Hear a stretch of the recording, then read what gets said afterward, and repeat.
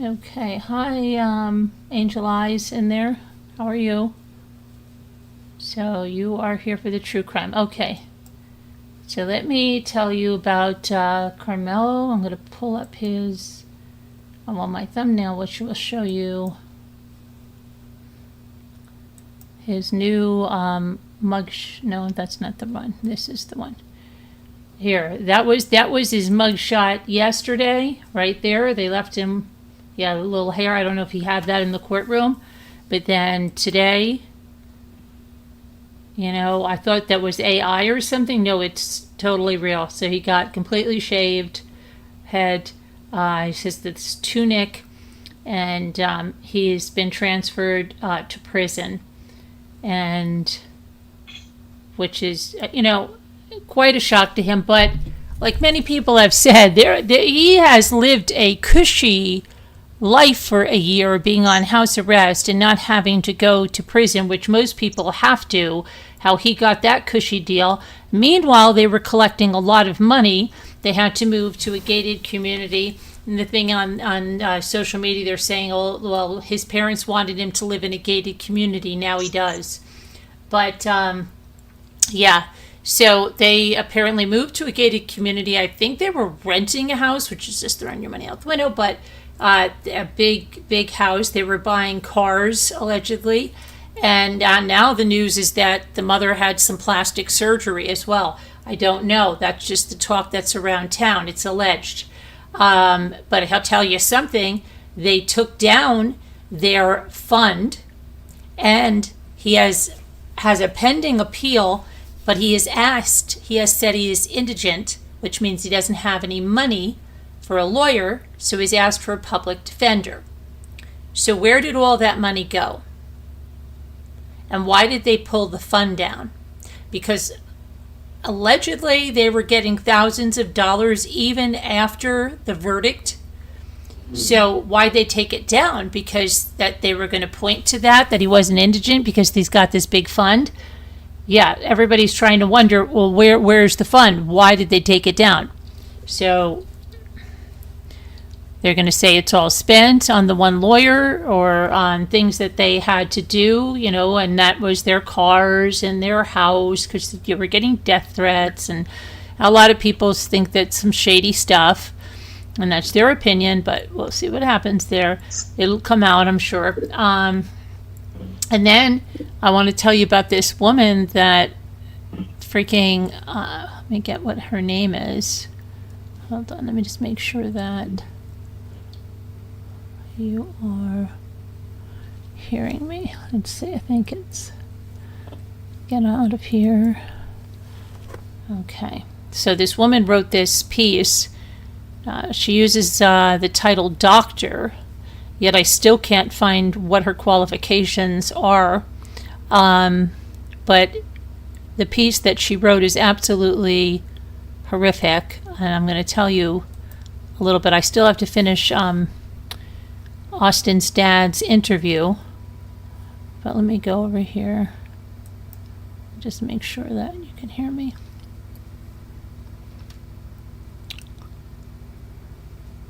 Hi, B-Lady. They purchased an Escalade. Yeah, there's also pictures of other vehicles, so I don't know, but Austin's. Okay, so let me tell you about what's going on. So this woman goes today, and I think I've kept it open.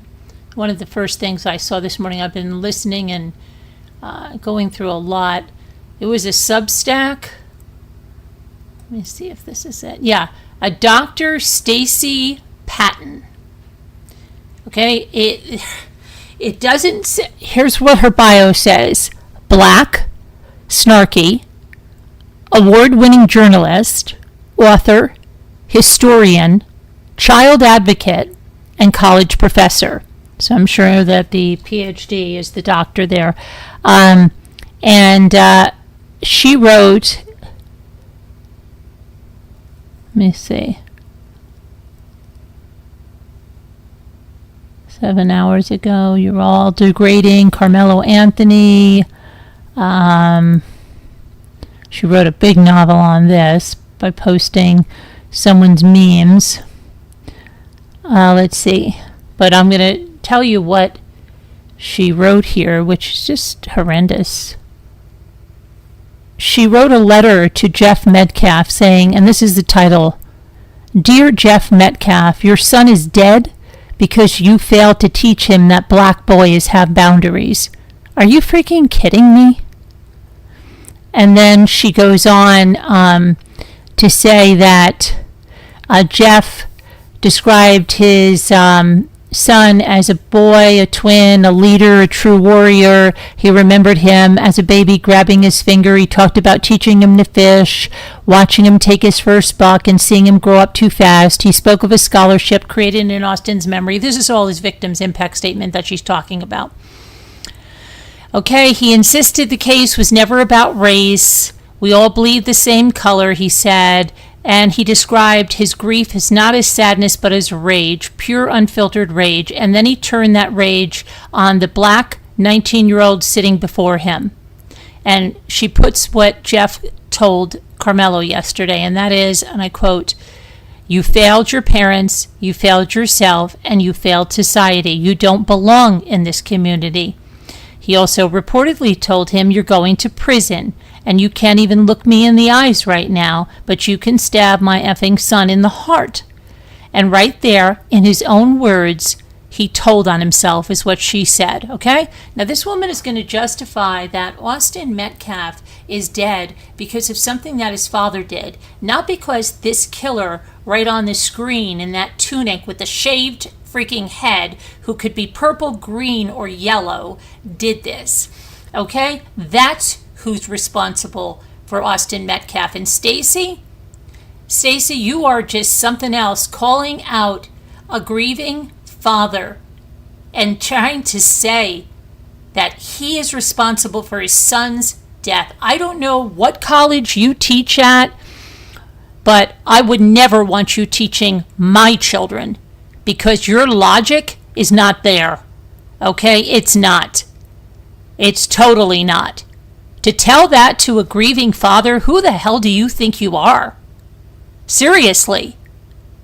Who do you think you are?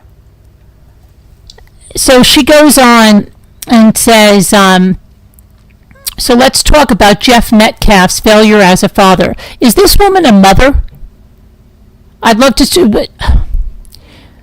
So she goes on, and now Jeff Metcalf, she tries to say that it's okay that she's going to go attack the victim now because that's happened in other cases. So that gives her the ability to do this ugly ritual in kind, she says.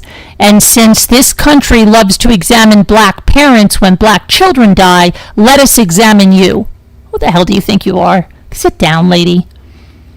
She says, since America loves to ask what black mothers and fathers failed to teach, let us ask what you failed to teach your son. No, you know what? You should be talking about Karmelo, because he's the one that brought a knife and killed someone. You are really, really deranged thinking.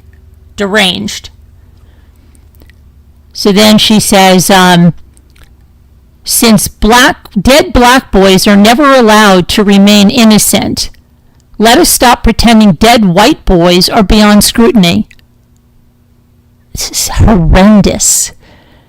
Let us refuse the sentimental immunity given to dead white boys and grieving white fathers. Wow, lady. And she goes on, it's disgusting, it really is, and goes on to blame Jeff Metcalf that his child is dead because he didn't teach Austin that black children have boundaries. And you failed to teach him that another child's space is not a challenge to be conquered. Do you even realize how insane you sound? Because Karmelo was in a space that wasn't his.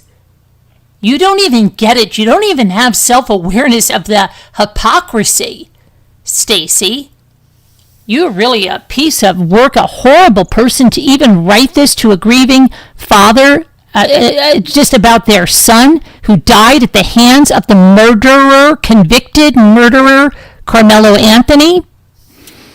and then says, you obviously failed to teach your son that touching, confronting, crowding, testing, or policing another person can have consequences.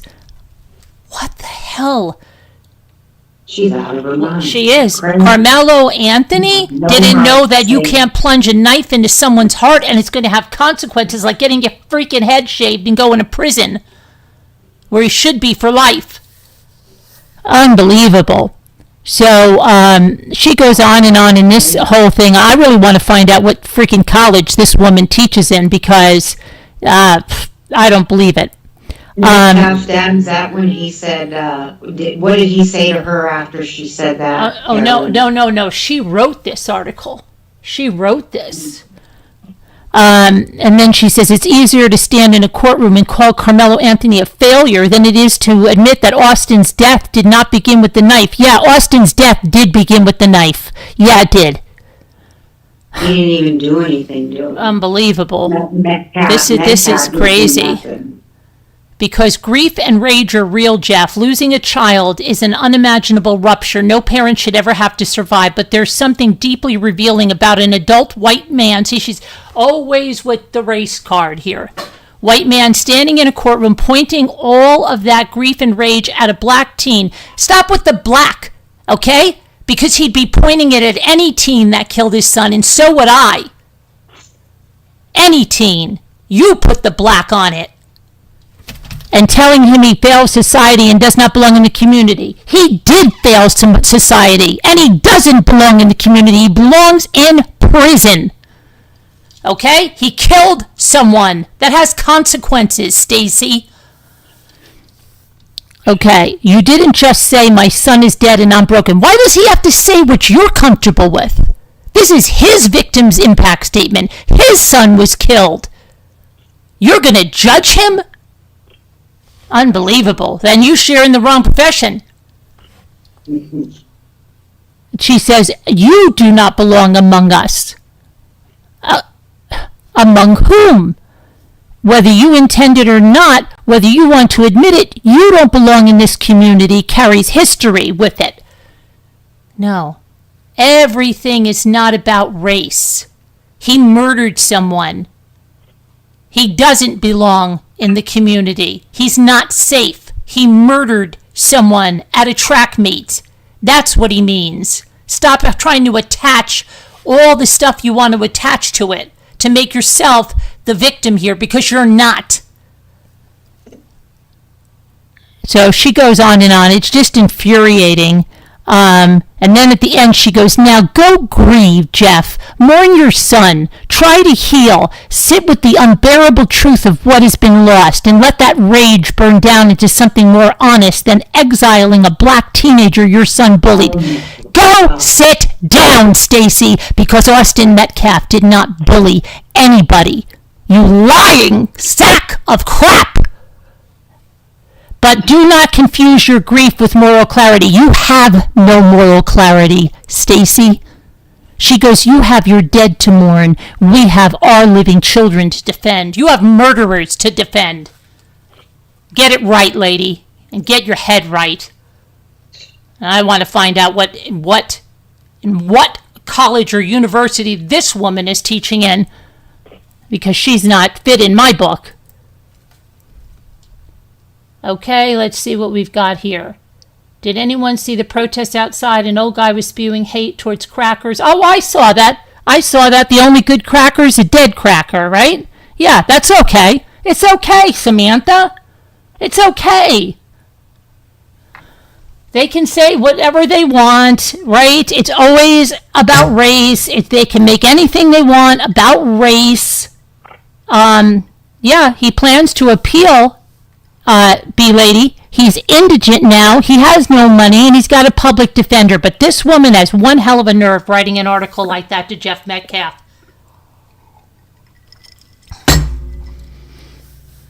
And I've seen some really crappy things, and I've seen some really great things, okay, where I've seen a lot of black podcasters come out and say, what the heck is wrong with you guys? Why are you only aligned with someone's skin color? Why? He is in prison because he murdered someone. It's not about race, but they're making it about it. It's terrible. They spent all his donations in fancy stuff, cars, mansions. I heard that they were even saying the mother had plastic surgery, Samantha. Hi, Tina Medley. I haven't seen you in ages.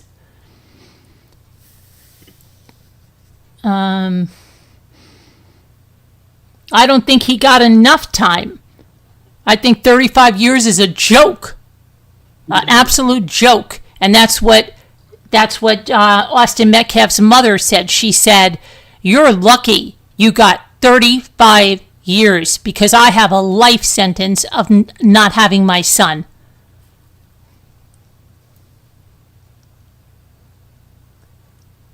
It's ridiculous. They refuse to go by facts. They're just trying to turn anything into this, and it's crazy. You brought the knife. He brought the knife for a raspberry? I haven't heard that one. You watched a news broadcast that said there are 16,000 murders in the U.S. and half of them are by black men. Yeah, but I heard some horrific stuff. Someone said that he should have killed. Did someone hear that someone said out there that he should have killed both brothers? That's just horrendous. Oh, this, it's on a Substack. Her name is, I'll tell you who it is. It's terrible. Her name is Dr. Stacy Patton. And here, I'll put the link to her article here in the chat if you want to go take a look at it. It's horrific. Just horrific. Here's the link to that article. It's absolutely horrific. It's right there. Say that. Thanks for speaking what I think. Oh, you're welcome, Barbara. How could I not? It's so wrong. Right is right, wrong is wrong. They're putting race on this. They're putting their head in the sand. The facts are the facts. And it's terrible. And then to go attack a grieving father and say that it's his fault? And then not even realize that Karmelo Anthony doesn't realize his space, right? They have boundaries because black men have boundaries? Well, why was he in someone else's tent? Well, because that's the cards to continue to play. It's terrible. It really, really is. It's like the mother came out of court. The mother didn't even sit to hear the victim's impact statements. She left the courthouse saying, what did she say? Prejudiced, biased, and something else, and made a heart sign and just kept chanting it like a crazy person. And got in the car and told all the supporters, like, I guess, keep sending money. We need it or whatever. Who knows, but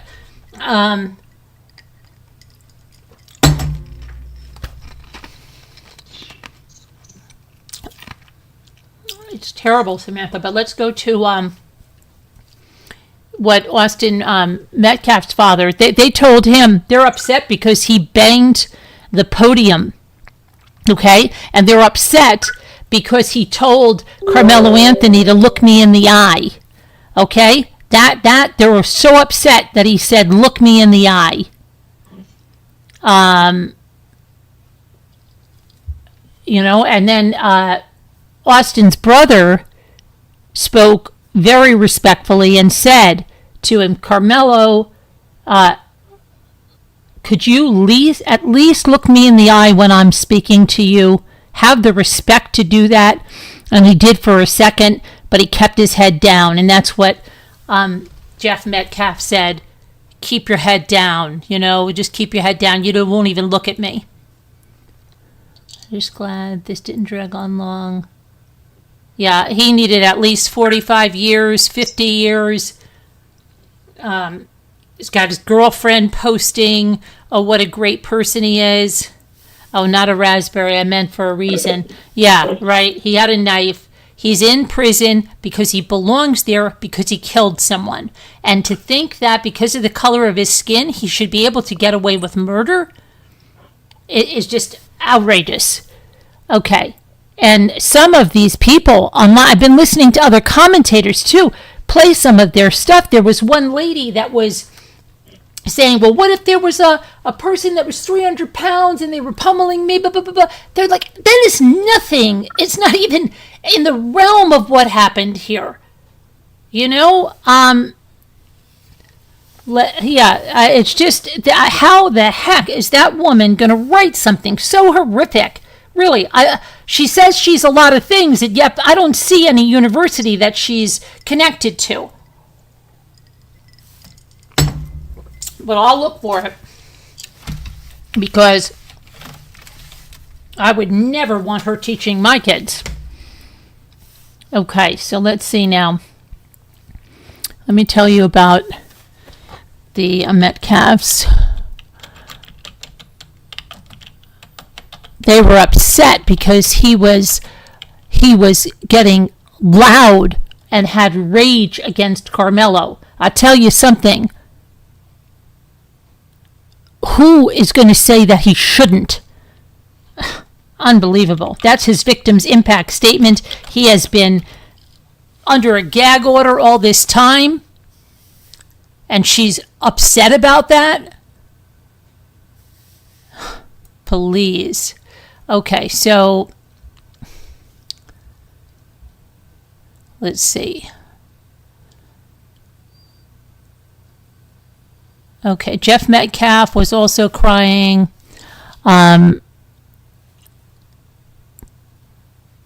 This is our reality. My house is now quiet. This is Austin's mother.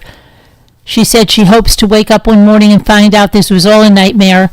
She said that now all her conversations with her son are at his grave. She looks at Anthony a few times as she speaks these words. He didn't just die. He was taken from us. And she addressed Karmelo directly, her tone rising with anger, and said, you should feel lucky you got 35 years because I've been given a life sentence without my son. And then she snatched up her paper and walked right by him back to her seat in the gallery. And she said, we will never know what our future could have been. For journalists, activists, this is a story. For our family, this is a reality. And then Jeff then made his own statement saying, we were robbed. He said that directly to Karmelo Anthony and then said, don't look down. This was never about race. It was about right and wrong. And he was looking and talking directly to Anthony, who still kept his head down. He says, my boys weren't bullies. I've been swatted 6 times, referring to the harassment by activists and others targeting the Metcalf family. My son's death destroyed the person I used to be, he said. He does not exist anymore. People think grief is sadness. It is not. It is rage, pure unfiltered rage, he said as he slammed his fist on the table, his voice rising, and he said, you don't belong in this community. A piece of me died with my son, and I'm expected to keep living. You're going to prison. I forgave you the day it happened. I don't forgive what you did. You can't look me in the eyes, but you can stab my effing son. And after he finished speaking, Metcalf stared at his son's killer the whole entire time he walked by him, passing 2 feet from Anthony. And then, let me get Hunter, what Hunter said.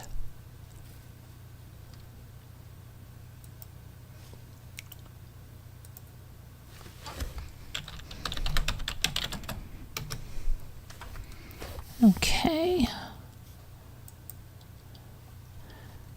So Hunter Metcalf, he was born 2 minutes after Austin. He unleashed a stinging rebuke after Anthony, 19, was slapped with a 35-year sentence. You took a son, a brother, a friend, and my best friend from this world. You took someone from me who was supposed to be an uncle, godfather to my kids, and now I want everything taken from you, he said as he choked through his tears in the Texas courtroom. And he said, eventually your name will be forgotten, but my brother's memory will live on. Let's see. And he asked him to look at him. And then let me see here.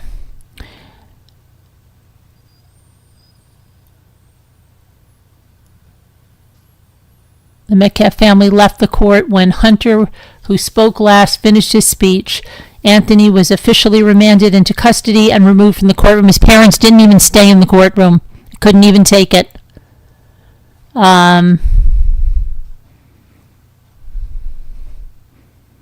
Okay, and now let's see where. I'll tell you about the prison he's at.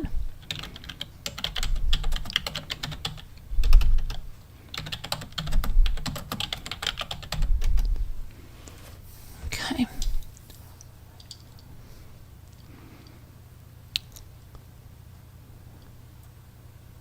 All right.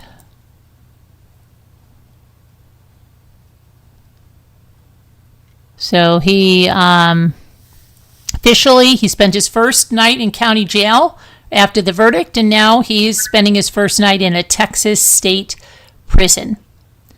And he has a new mugshot. He has no hair, and he started serving his 35-year sentence, which is far too lenient for murdering Austin Metcalf.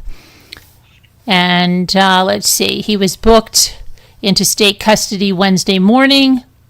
He's at the Wallace Pack unit near Houston. Okay, and in a new interview, Anthony's parents, Kayla Hayes and Andrew Anthony, said they don't believe their son received a fair trial. When asked if Karmelo got a fair shake in court, they said, absolutely not. Oh boy. Aw, really? And they have shirts on, hashtag believe Karmelo. Yeah, believe he's a murderer. Okay, it is sick. It is absolutely sick. Hayes says the family will continue fighting on Anthony's behalf, saying we will not stop fighting for justice. Does that mean you won't stop raising money too, even though he's indigent now and getting a public defender? He's still going to get some more money? I wonder if that's going on. Where'd the money go? How come he's indigent now? Did your lawyer cost $650,000? Karmelo's dad described the trial as feeling like a setup. A setup? The family has also, if your son had a story, if your son was innocent and he had a story, he would get on that stand and he would have told that story. Right? What was the thing? He tried to tell that story and the defense attorney says, oh boy, they're going to kill you in cross. I don't know. I'm just saying. That's my opinion, and this is my opinion, and I can have it, because it's a free country. The family has also criticized the makeup of the jury. Well, your lawyer, Kayla, picked those jurors as well, and struck out those jurors, and the black jurors that were there said, I couldn't send a brother to prison. Okay? So they're all about race. And we're not going to sit on any jury because that's not what a jury should be. Just for the color of someone's skin, not saying they're guilty when they are.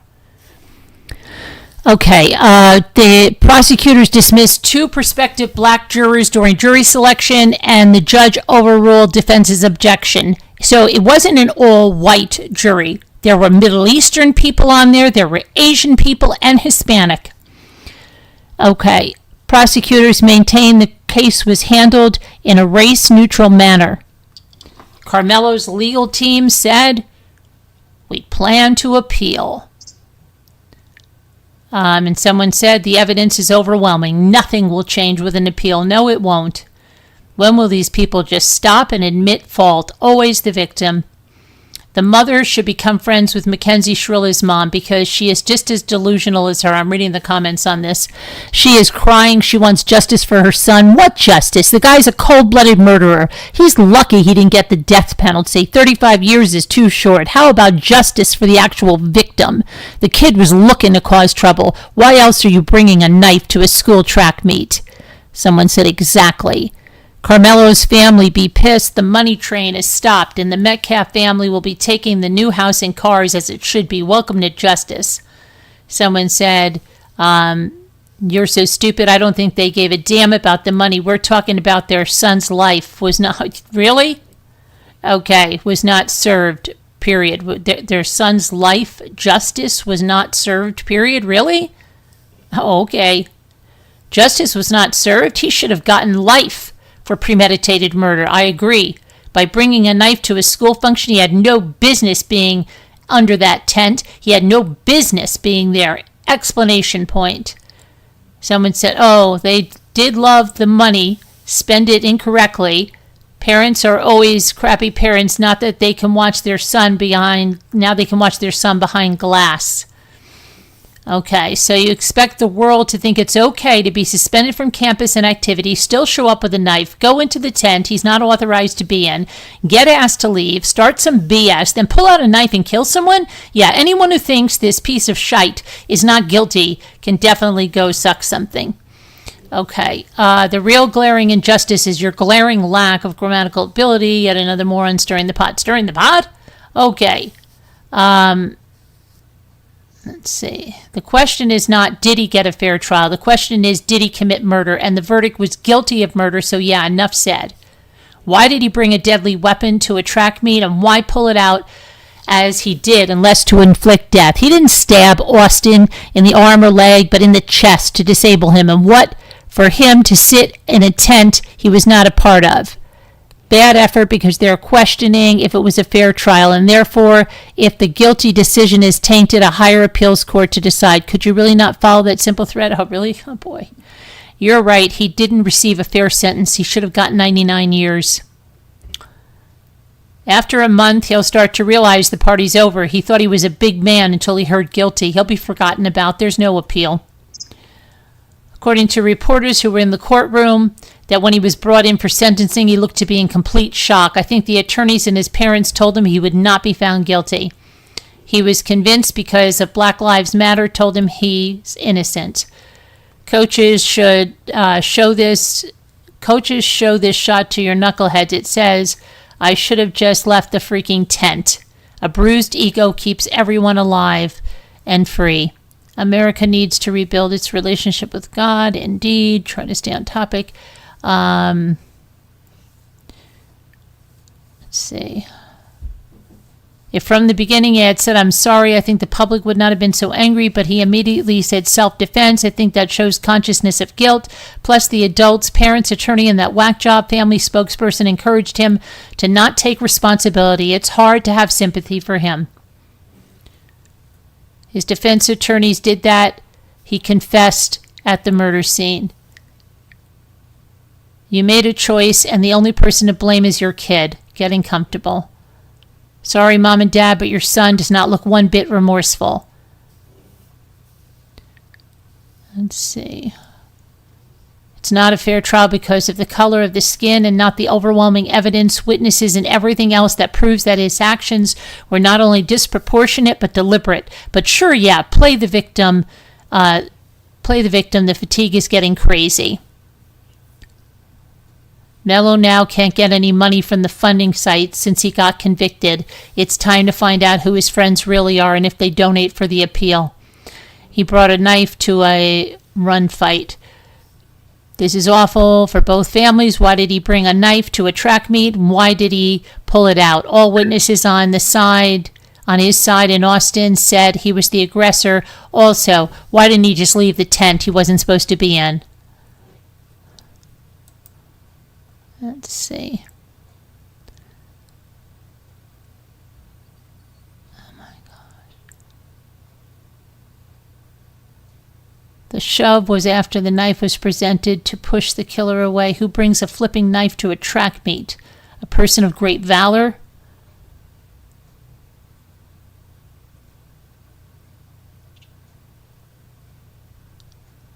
Okay. Let's play pretend. Let's reverse the victim and murderous role. How would the Mello supporters feel? I believe they would be singing a different tune if Austin stabbed Mello in the same circumstances. This is so cut and dry obvious. It really blows my mind. Here we go again with the racial angle. I know they are hurting, but blaming everything on white people when they should look in the mirror. Karmelo should have agreed to a plea deal. He was never going to win a trial because he's guilty. His use of force was not warranted and he killed someone. You obviously can't do that. Let's see.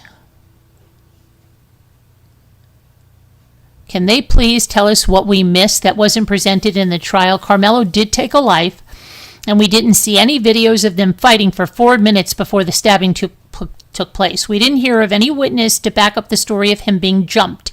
Why didn't Karmelo just walk away?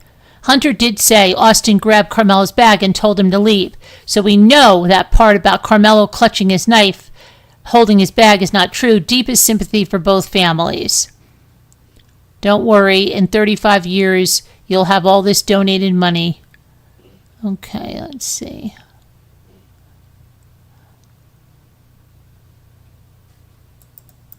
This is crazy. He stabbed someone without a weapon and they died. The only person did not have a weapon and tried to de-escalate the issue, the other person. Because, yeah, just crazy. And his girlfriend is writing to him on Twitter saying, let me see his girlfriend. She put a collage of them up. And yeah, I'm sure she's going to be waiting for you. Karmelo Anthony's girlfriend posted a collage of photos of him and her after his guilty verdict with the message, "Hold your head high, my sweet boy. You're not alone. We're fighting for you always. I love you more than words." And then put a whole bunch of pictures of them up. Let's see. Let's see. So this lady had the parents on. Someone said a parent's decision, and they had a meme: defend your son or a Cadillac Escalade, and they show the Escalade. Let's see. Blah, blah, blah. Your brother, let me see. We're all sick of black people blaming white people for your actions. Funny how you don't mention the all-white jury, and this is a black person speaking, was Hispanic as well. Okay, after hearing from the parents, I can see why Karmelo lacks an emotional IQ.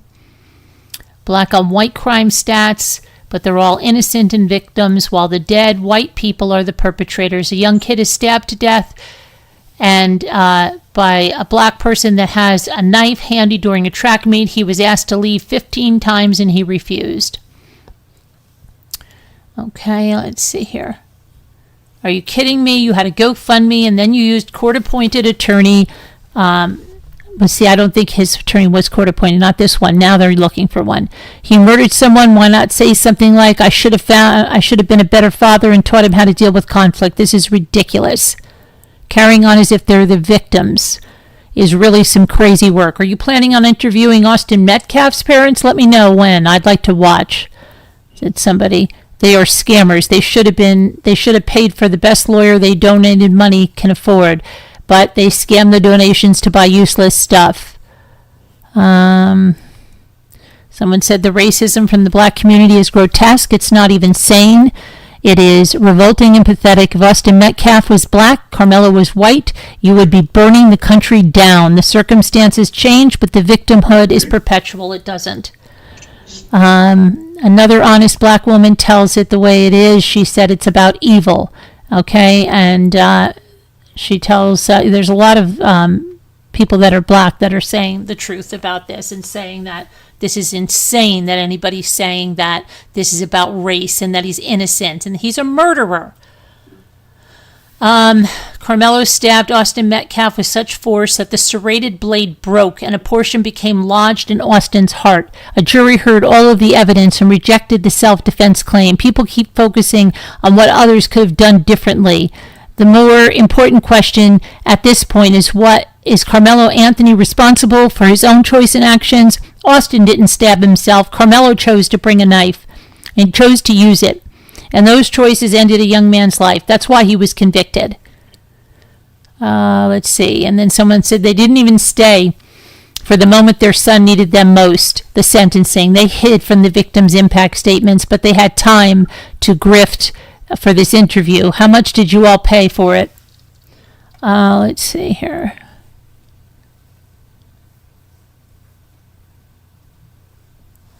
Okay, let's see here. Why did they hire that horrible lawyer? Had to be the worst defense in history. Absolutely no reason. Karmelo shouldn't have testified. We got to go better. You got to do better? Okay. Oh my gosh. Don't worry, y'all. It's not over. They cheated the system. The Metcalf family is friends with the judge and the DA. They had 3 blacks removed off the jurors' bench. Oh my gosh, I can't even. Okay, let's see. Someone needs to ask them why they didn't take a plea deal. There are rumors that manslaughter was offered to them for considerably less time. I can't imagine that any competent attorney recommended they take this case to trial. They told their child not to take a plea deal so they could collect more donations. They threw their kid to the wolves. Standard, crazy, okay, extremely stupid, selfish, and violent. The son murdered someone. He deserved what he got. Those MFers left before the sentence came down. They never gave a crap about their murderous son. They only cared about the money they could milk from the rest of you. The community got the justice. They got a violent murderer off the streets. I hope the Metcalf family sues the pants off these people. Civil suit coming up. These have to be the dumbest parents on the planet. Absolute denial, truth, and logic. Zero accountability. Now we know why Karmelo killed someone. Okay, the knife that Karmelo Anthony used to kill Austin Metcalf was $13 at Walmart with a flashlight. Okay, type of knife used. It's like a folding knife with a serrated blade and a very sharp point on it. Justice, he's a murderer. Justice would be life in prison or the death penalty. And here's another black man screaming that typical. These parents still trying to play the victim instead of taking responsibility for the horrible crime their son has committed. It's obvious that these parents failed to raise their child the right way to respect others in the law. He's a murderer. And what it says, and is doing the time for his crime. They should be counting their blessings that their son couldn't be convicted with the death penalty because of his age at the time this happened. Okay, someone said, you think they're delusional now? Wait until that GoFundMe money runs dry. They'll be saying it's racist and white people's fault that they're not getting donations anymore. New house, cars, Gucci wardrobes. Must be nice. Anthony is going to be wondering WTF happened to that money when he needs commissary money in a few years. The jury determined who the victim was in this case, and it sure wasn't Karmelo. Someone said, F you, F them, and their killer son that they can still go to see and hear his voice. Y'all are nothing but racist trash. Black people in your eyes can do anything. Steal, murder, burn things down. But as long as they're black, it's okay. It's all good. Never no wrong. Okay, let's see. Be accountable, people. He stabbed someone for a push. I just can't with this. My son gets in fights all the time. Guess what? He knows you can't effing kill someone. Get these people out of here. Go to your new house in your new car and move the F on. Giving the convicted murderer a platform, shameful. Let's see. Should have been better parents. F them. And Karmelo, 35 years, not even close to justice. Why did they leave their son alone for sentencing? You people make me sick. Justice still was not served for the Metcalf family. Your son is a murderer. He got light justice.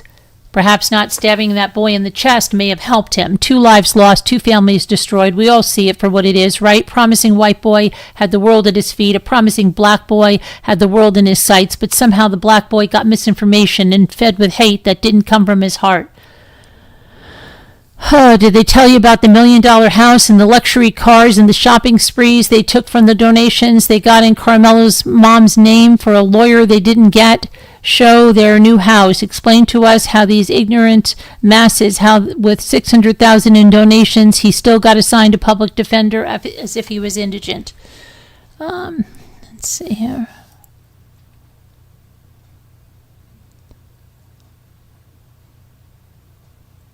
Haha, justice for Karmelo. Justice would be 99 years. Pathetic. Rest in peace, Austin. These.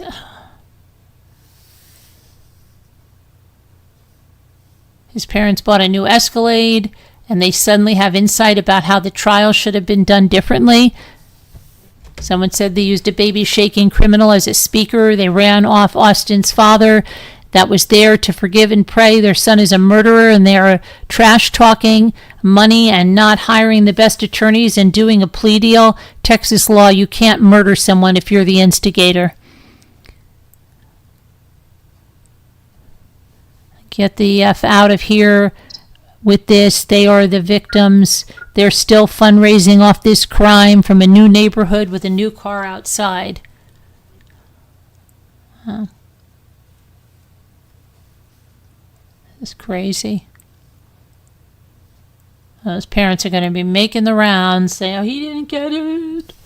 Right? The mother just chanting, leaving the courtroom, prejudiced, biased. I forget what else she was doing, making a heart sign. Okay. The appeal will be denied. You can't hear? You can't hear? Danielle, you can't hear? Let me see. Right? The mother just... I can hear very well, Danielle. It must be your sound. Go out and come back in. Okay. So what else? Okay, well, I wanted to talk about his prison. Let's see. And then Jeff Metcalf did an interview, and I didn't get to finish the whole thing. I will. But let's see. Let's go to his prison here that he's at.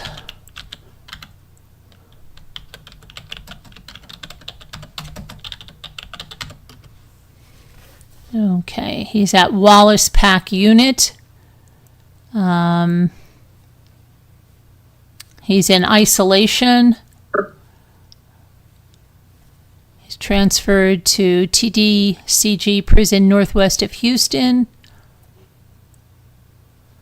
Collin County Sheriff said Anthony was transferred to a Texas Department of Criminal Justice facility northwest of Houston on Wednesday afternoon after spending one night in the Collin County Jail after being sentenced to 35 years in prison. Okay.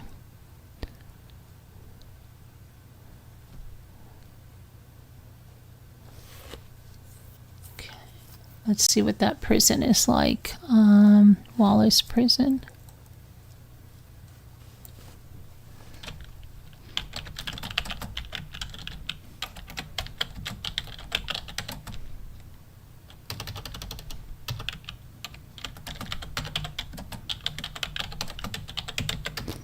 Okay.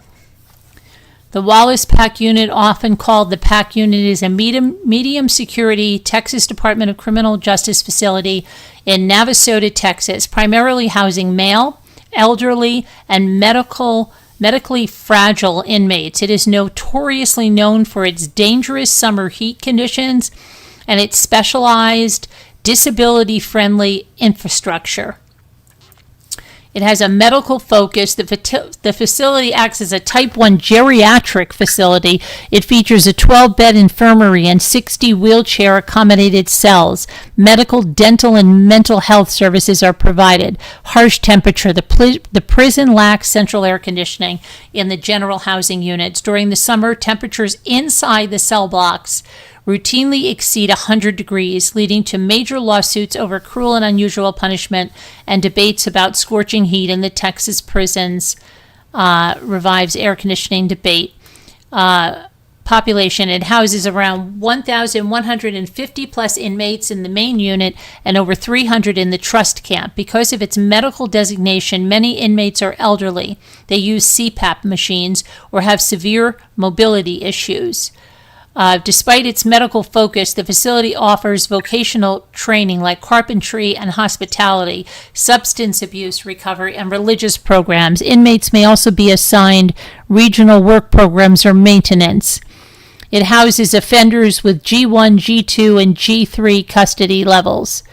You can find more detailed offender policies and unit resources via the PAC unit directory. Okay, would you like to know more about the facility's visitation? Yes, let's find out.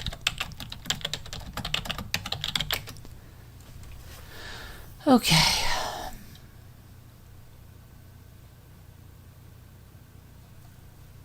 Okay, the visitation weekend schedule. Regular on-site visits take place on Saturday and Sundays from 8 a.m. to 5:30 p.m.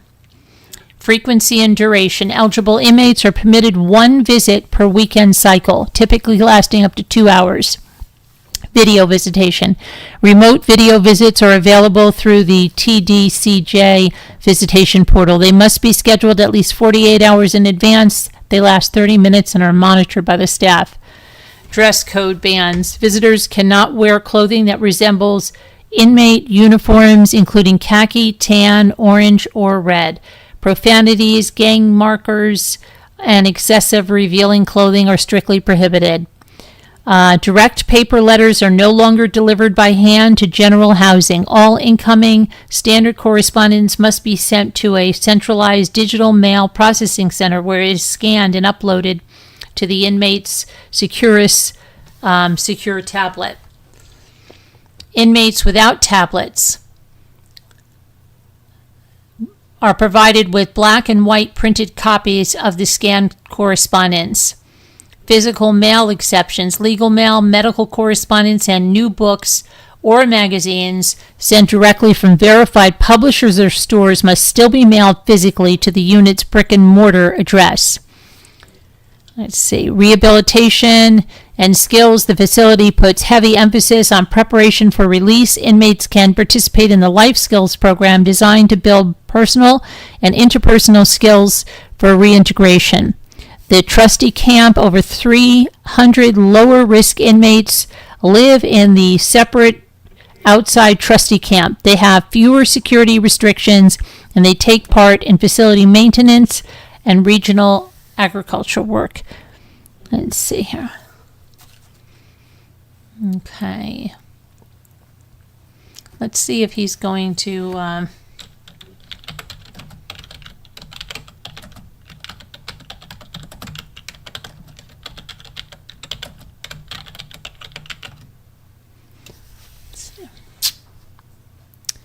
He will have access to college courses provided he meets specific behavioral and academic requirements.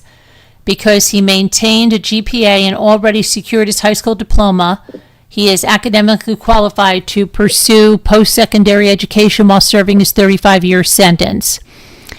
The TDCJ partners with local Texas colleges and universities to create credit-bearing associate and bachelor degree programs to incarcerated individuals.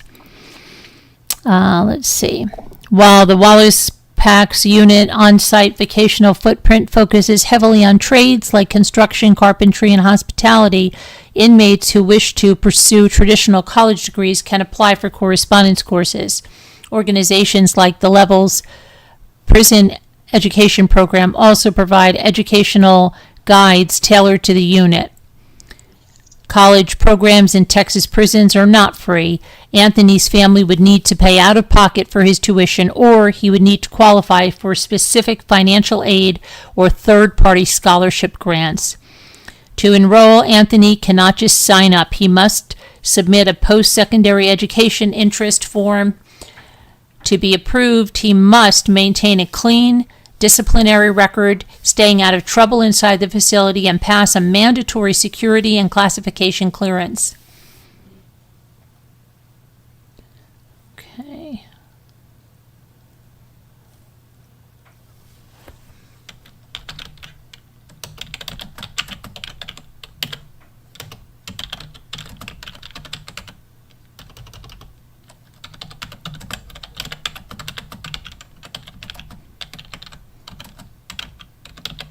Okay, let me see this now.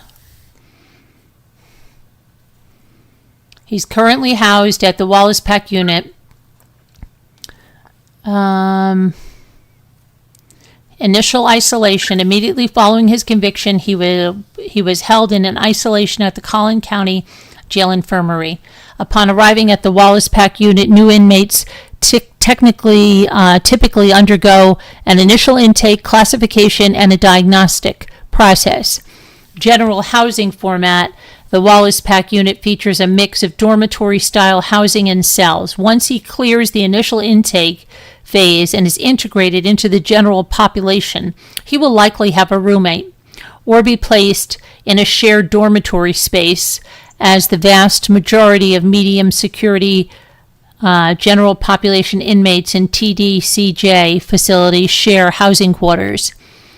Anthony is currently classified under a standard security tier for individuals serving lengthy sentences with his classification, which places him alongside general population inmates.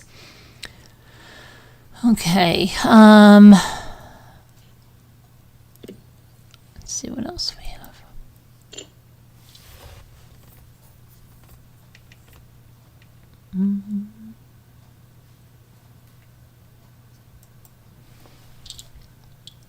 Okay. Anything else you want to know here? Let's see. Tina Medley, it's good to see you. I haven't seen you in a long time. Okay, now let me just make sure that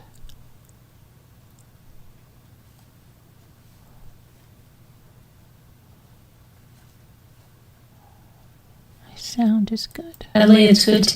Okay, good. Family memories. Well, Yvonne Carmelo will now just be a number. Yeah, so let's see what else we can find out about.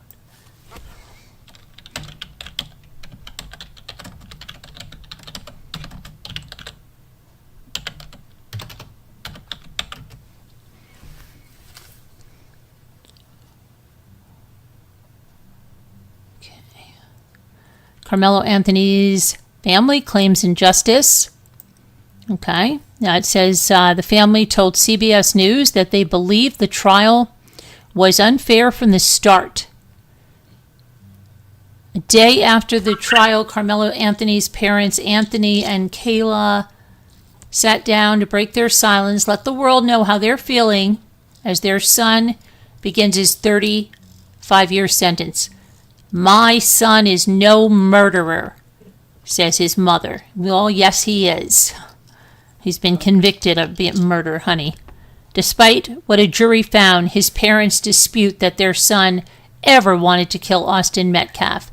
My son is no murderer. My son didn't intend to hurt anyone. My son was defending himself, and that's what hurts so bad. Oh, lady, get a clue.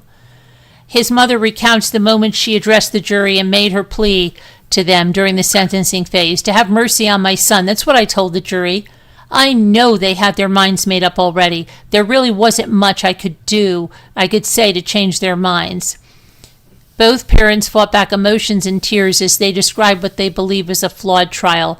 We were delusional, said Andrew Anthony. We thought we were going to get a fair shake. You're delusional that you didn't realize your son murdered someone. They claimed there were inconsistencies from the get-go, despite witnesses who took an oath to tell the truth. Everyone lied on the stand, Hayes said.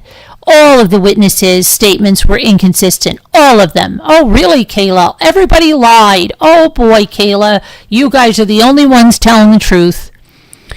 Father says Karmelo Anthony was already convicted in the public eye. Well, it doesn't matter, because the public wasn't in that courtroom, and we were kept completely out of it. So there wouldn't have been a problem for you guys. His father says the court of public opinion had made up their mind. It doesn't matter. Court of public opinion wasn't the jury. You are really clueless, man. He was convicted when he walked out of the jail. He was convicted when he walked out of the jail. If you look at the news, he was already convicted. It was already done. Maybe people saw the facts there, Andrew. There was no innocent until proven guilt. Yeah, no. Your son got the cushy house arrest that most people would not get. Oh my gosh. People want us dead. Oh, really? What about the Metcalfs? What about the threats they have? After they still got what they wanted. Got what they wanted? What the hell is wrong with you? Really? This guy is... they still want us dead. No. No, they don't. They want justice for Austin Metcalf's life. Your son killed him, buddy.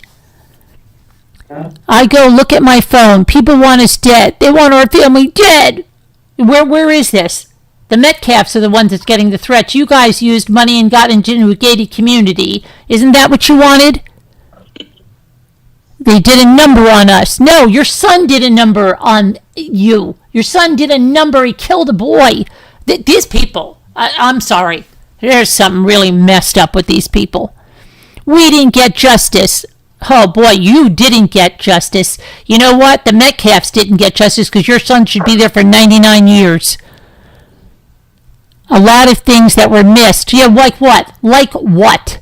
That should have been handled a certain way. However, we couldn't say anything. We did what we were instructed. We did what we were told. Yeah, you fell into line, right? You fell into line. Get out of here, please. Sorry, I have no time for this. They are so ridiculous. It is. Oh my gosh, can't face the truth. Your kid murdered someone. Why don't you take accountability? This is just disgusting. This is crazy.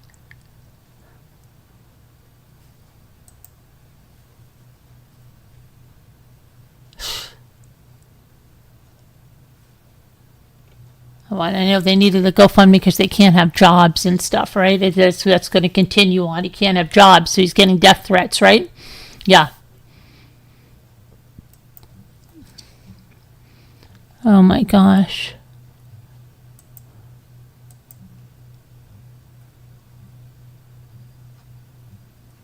Okay. I don't think our chat... If you are in chat, put up a 1. My chat is not either. We've got people watching and we don't have people chatting. And Danielle was saying she can't say. She can't say. What? Over 31?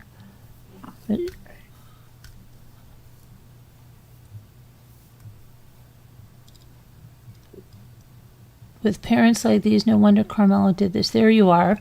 Why aren't you saying anything to Scooter? Why are you just being silent? That's not nice. Tell her to get up here. No, she won't come up. She won't come up. So, yeah, these parents are ridiculous. Just ridiculous. Where are all the other people? I know you're sitting there listening. Put up the 1, please. Tina Medley, you still here? Danielle, are you here? Can you hear? Samantha, are you here? B-Lady, where are you? Jen Grill. Murder of Crows.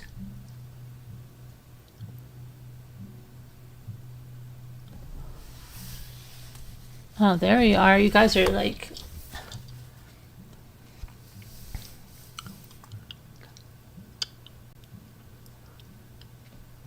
Planet Damnation, hi. Come on, guys. Say hello. The more you interact, the more our video goes out there. It's really important to interact in the chat, not just to sit and listen. You got to get in there and chat. Even, you know, just some emojis, anything. It's really important. What was I yelling at you about? I don't know. What was I yelling at you about? This is disgusting. I am so serious. That woman that wrote that thing about his father, it's just disgusting.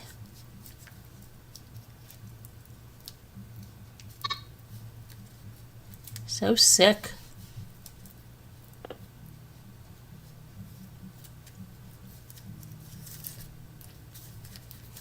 Crazy. Black people have boundaries. Doesn't make any sense. No. Everybody's boundaries should have been taken into consideration. And that if he took boundaries into consideration, he shouldn't have been in another team's tent.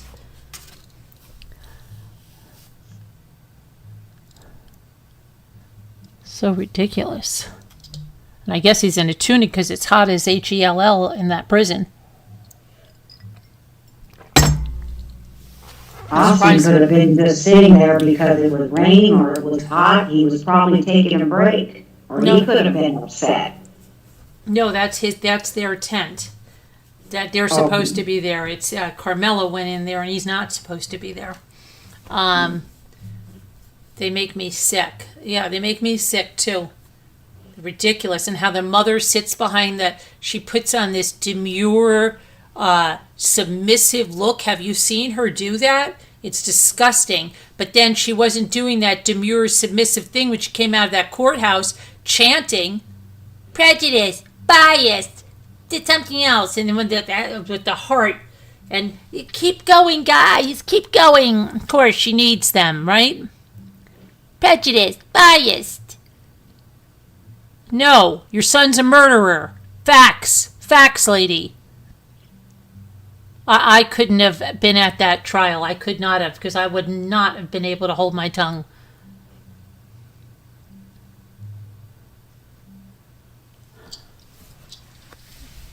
This is just deplorable. It's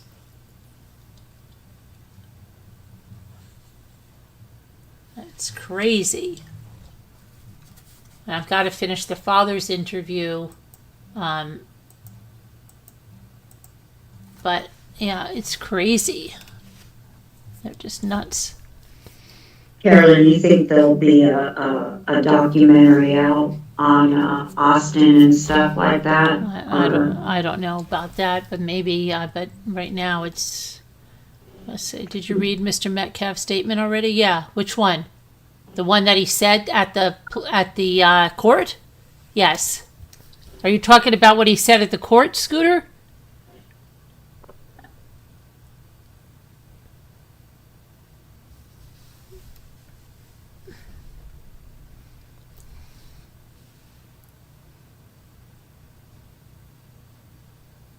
Yes, I've already gone over that. And you know that they were trying to admonish him that he was too, don't admonish him. He gets his right to say whatever the heck he wants. You missed it? Scooter, why are you not on time then, if you missed it? You missed it. I went over the mothers. I went over Hunters. I went over what this crazy lady wrote, this article, blaming Austin Metcalf's dad for his death because he didn't teach his son that black people have boundaries, and says she's a professor. I want to know where. I never want her teaching my kids.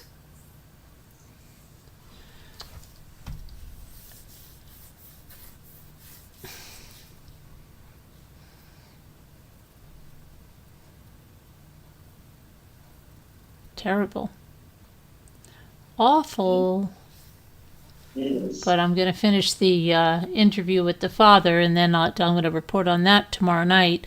I only got to a little bit of it, and what he said was he described the numbness that he felt, exactly what anybody in that club usually feels, that numbness, and then had to go do funeral arrangements and all this stuff and had to go into like overdrive. He said that Hunter had to be hospitalized and medicated, that he, obviously lost it when he heard that they weren't even allowed to see Austin because it was a crime scene and they had to process the body until, I don't know how many hours passed. What else did he say? That, losing a child is the worst thing ever. It's not in the natural progression. Not that he, is saying that other grief is not bad, but he's saying that a child is horrendous and that he's the only one in his grief group that has lost a child. And what else did he say? That I think I got to that part, and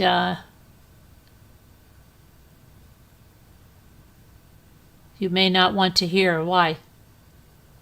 You may not want to hear what? His interview? Why not? I don't know why. Why not? That's not what he said in court. That's his interview that he did tonight. He did it on Twitter. He did an interview. What he said in court was, "You took my son and you can't even look me in the eye."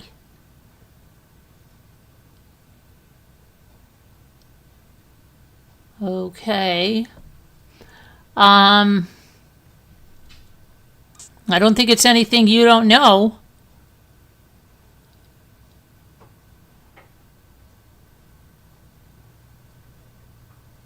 It's nothing, there's nothing we don't know.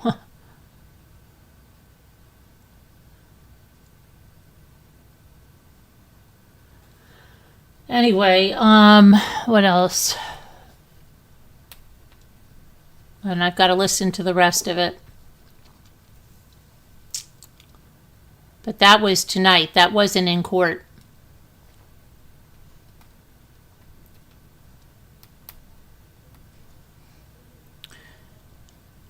And, yeah, they got on him about what he said in court to Karmelo, and that's what the lady started this article with. That was ridiculous. Yep.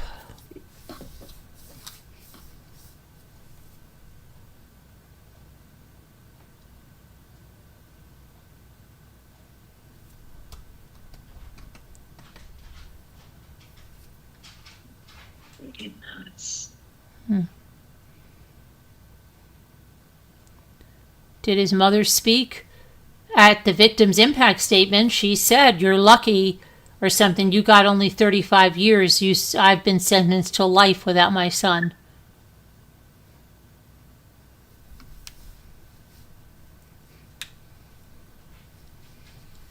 And then Hunter said, "Just look at me. Give me the respect to look at me when I'm talking to you." You know, but he didn't. And then you've got people, like the parents, going, "She's got the little heart. Biased. Prejudice. This thing." Oh, I don't even know what the third thing she said.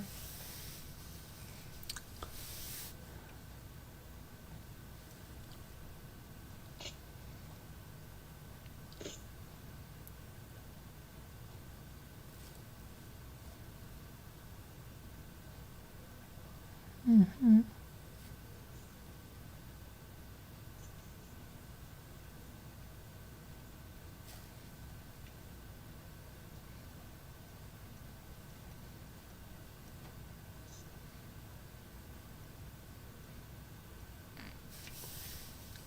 Yeah, you listened to that yesterday? What is with all these people in here and no one is, not many people are talking? What's up, guys? What's up? Don't you have anything to say about this? Anybody? The number keeps rising, I don't know if it's something, because I know people were saying the chats were really crazy on YouTube. Somebody said they were shutting down and they have to keep restarting them. This is a little bit crazy. We've got all these people in here. Say something. Don't be shy. Say something. If you even have a different opinion, it's fine. Tell us what your different opinion is.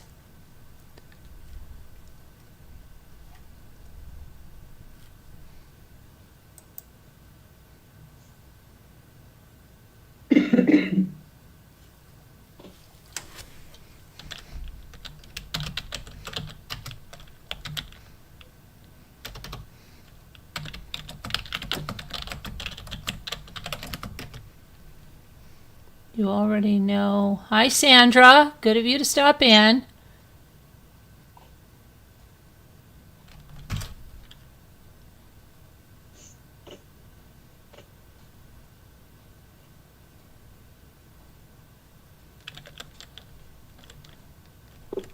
How you doing, Sandra?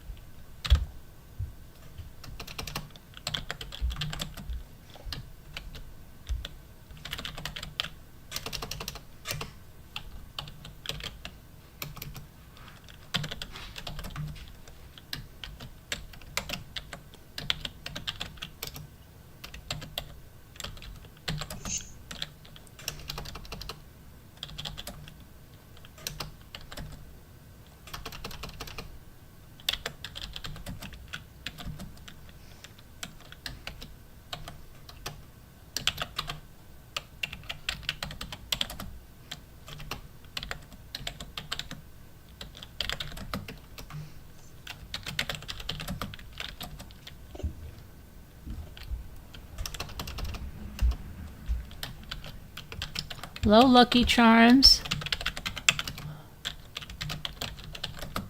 You hear me still, Samantha? Okay, that's good, but it's nice when you participate in the conversation and then we can bounce ideas off each other. It's nice when you interact. Otherwise, I'm just doing the monologue and it's... You better get glasses.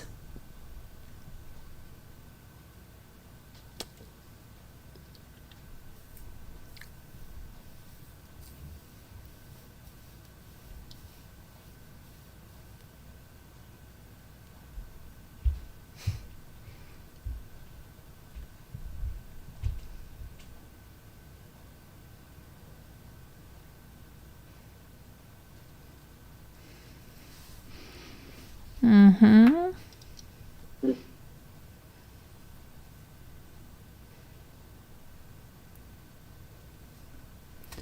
So, what do you think, Samantha? What do you think about this? You think it's going to stop or it's just going to keep on? They're not going to get their appeal. Maybe she should talk to Mackenzie Schriller's mother.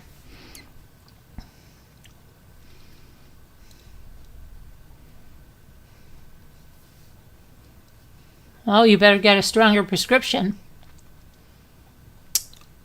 Maybe they have you blocked, Scooter. They probably have you blocked. I bet that's what it is. They have you blocked.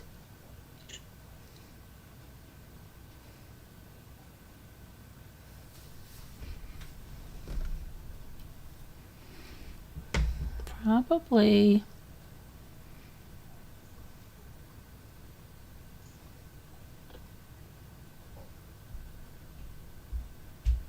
Yeah, I bet you they do have you blocked. A lot of people do.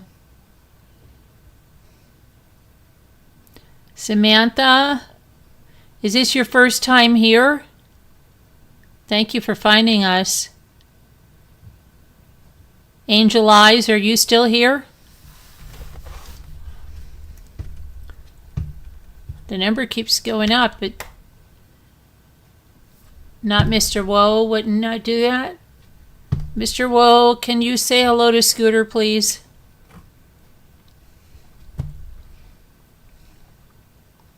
Murder of Crows, are you here? Heart Made Wise, where are you?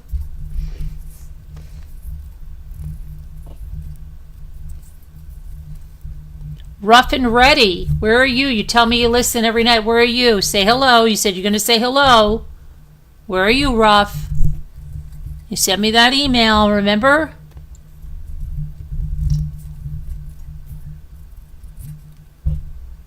Evie, it's Bink. Where are you? Yes, Karmelo family is definitely delusional. Is this the Twilight Zone? Well, it seems like it.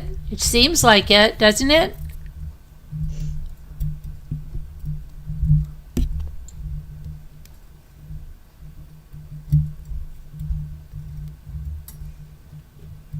It always seems like somebody's watching me.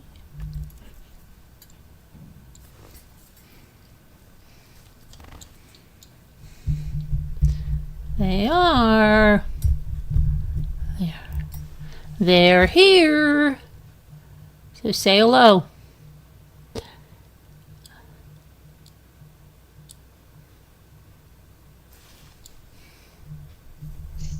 LOL just. What is that? They will definitely be a documentary just like the crash. Oh yeah, but then they'll probably be pissed with it just like Mackenzie Schriller's parents and saying, they did us dirty. That's what her father said. They did us dirty. They did us dirty on that documentary. They said they were going to do this and that, and they did us dirty. That's what they'll say. They did us dirty. They did our Karmelo dirty in that documentary. No, he did dirty to someone, they're talking about he did us dirty. Well, that's what they'll say. Now they're going to go on all the circuits, and then I'm sure they'll start another fundraising because they need money for his defense, and they need money because they can't go to work because they're getting death threats and they can't go to work, right? The Metcalfs. Oh my gosh.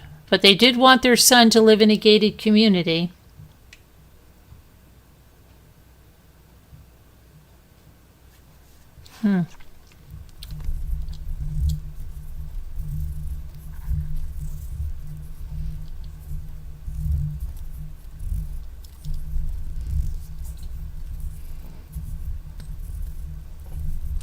So nuts.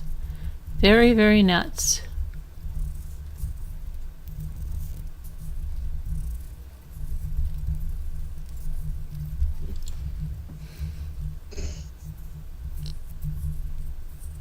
Who's being mean to you?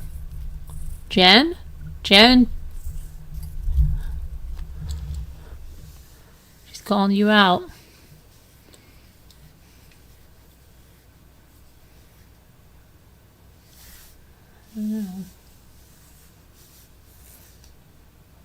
Yeah, this might sound funny, but I don't know. What does bias mean? What does that mean? Bias. It means that they have a prejudice. They they're slanted in one direction. So if you're biased towards one group or another, you're leaning in that direction already. So you're not going to give them a fair shake. If you're biased of a certain race of people, or if you're biased about anything, then you're going to lean towards that or away from something. Oh, okay. Yeah. Yep. Yes, Jen, I think she's talking about you. Tell Denise, you tell her you said hello. You tell her. Scooter's trying to tell me that I've got to tell you that. No, Scooter, you got to come up here and say hello. You got to tell her yourself. I can't be your messenger. Yeah. I have enough things.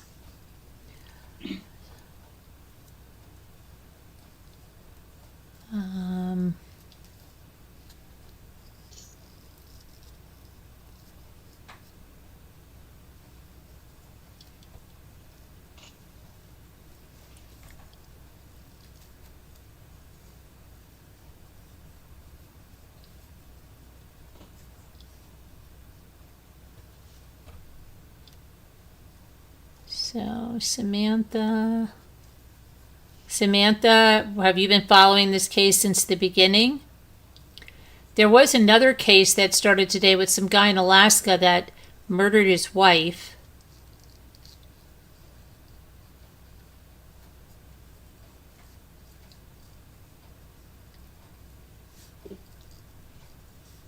She can't because Fox is sleeping.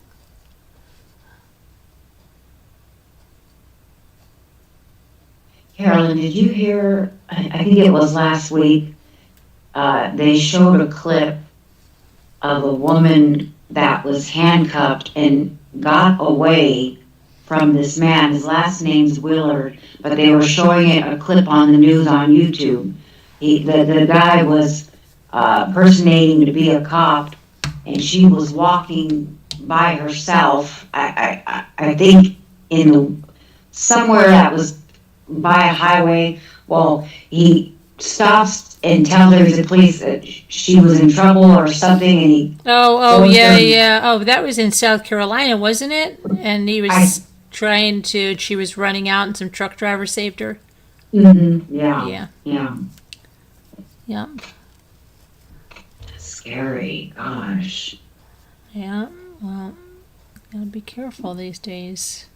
You ever see the shows where they have the one where they say "I survived"? A show called "I Survived" or something. I've heard that. Yeah, I've probably seen some of them. Becky, I think he should have life. Yes, I do too. I do too believe that. Yes, I believe 35 years is way too low. Boy, don't call Jen a brat. That's not nice, Scooter. Jen, she's calling you a brat. She said you're a brat tonight. Not nice. Not nice. Scooter, not nice.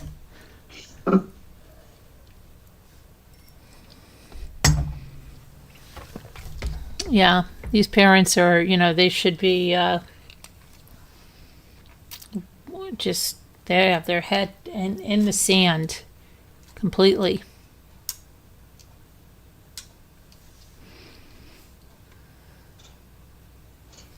Completely in the sand.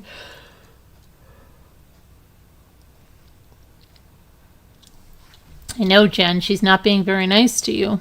It's not nice. But, Becky, are you following this? Have you been following this from the beginning?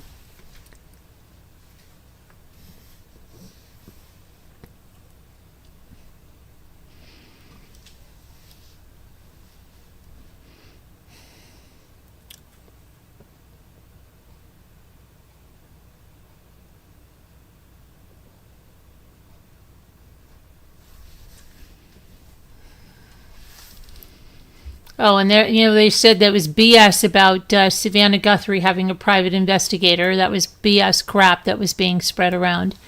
Let's see. Ooh, that was scary. What was that? It sounded like a rocket. Okay. I think we should do our word cookies. Where's Heartmaid? Why she only comes in? She only comes out at night. The lean and hungry type. We're going to have to do a rehaul of the moderators.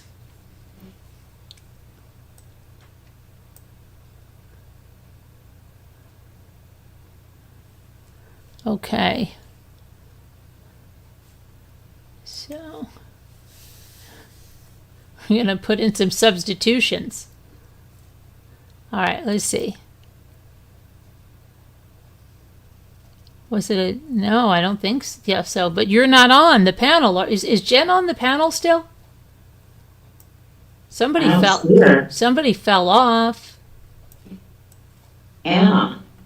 When we waited and you went over here to True Crime, I didn't see Jen's picture up anymore. Oh, she was here for a little while and then I don't know what happened. She said, I'm getting away from these. She just sits there and she's quiet. She's a mute. She said, I'm getting away from Dee. Oh, no, that's what Scooter says. Scooter says, I'm getting away from Dee, too. Scooter's like, I'm out of here. You don't want to speak, then I'm gone. I'm out of here.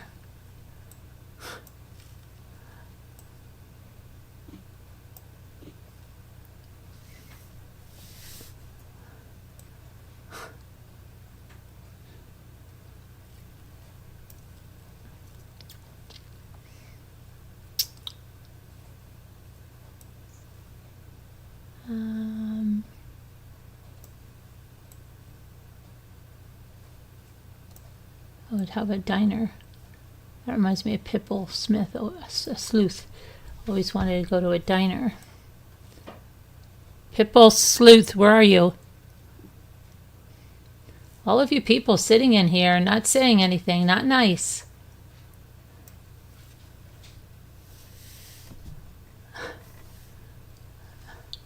No, I'm all of you people in here. Look how many people in here not saying a word, just being real quiet, like nobody sees them. We see you. We got the app. We see you.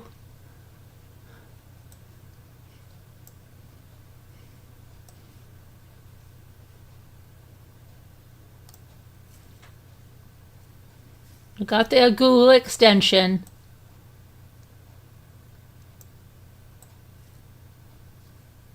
Hello, Kristen.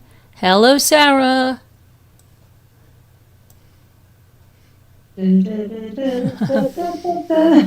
write a letter to your hate group. Why are you here? If you don't like us, it's really upsetting that you have no idea. So there's trolls, right? There's trolls here now, Carol? Mm-hmm. Is that what you're? Oh God. Hello, Sam. I don't want to know what Hello, they're Jason. No. They can't quit us. I can't quit you! Remember Brokeback Mountain? Did you ever see that? No, I never watched that. Oh, okay.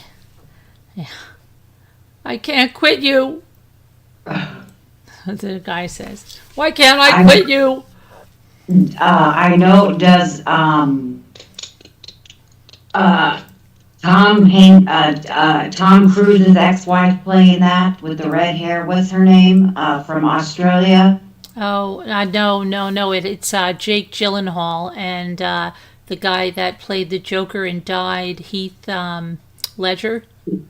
Oh, okay. Yeah. Was okay. I think I've heard was Gyllenhaal and Ledger, were they together in that movie? Yes, I know. It was, yeah, it was a little different, but yeah, they were. And he's like, why can't I quit you? I forget which one said it. I think it was Gyllenhaal that said it, or maybe it was Heath Ledger, because they kept meeting up, and he was like, why can't I quit you?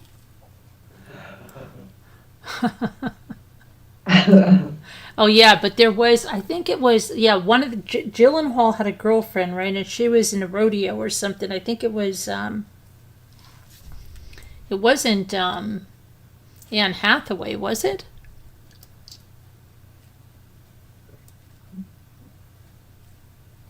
I don't know. Does anybody know that in Brokeback Mountain?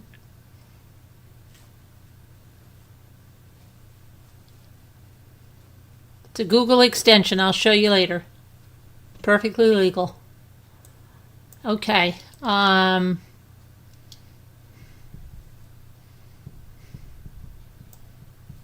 What's Gyllenhaal's sister's name? Oh yeah, Maggie Gyllenhaal. Mm-hmm. Yeah, but I think it was, who was the girl that played in that? Who was Jake Gyllenhaal's girlfriend? You guys, the one that was in the rodeo. Was that Anne Hathaway? No.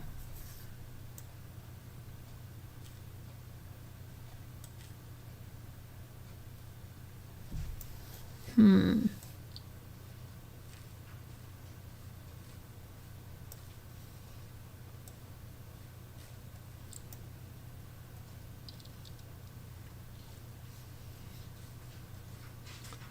guys don't know?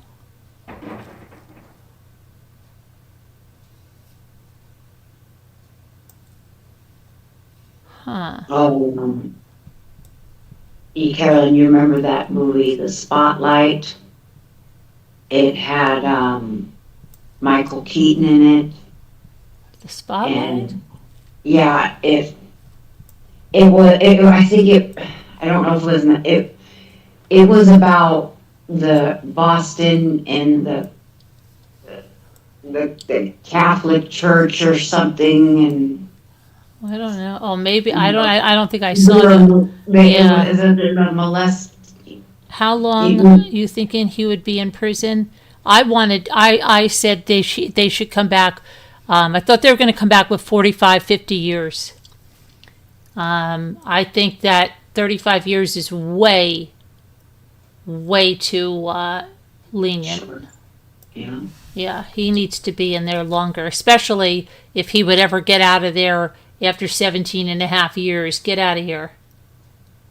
Because you got to figure, I don't know if they're going to count his year on house arrest. That's going to count as time served. I don't know. If it does, that means it's only 16 and a half years.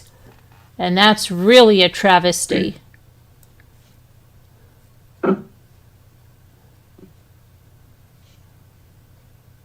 Yeah.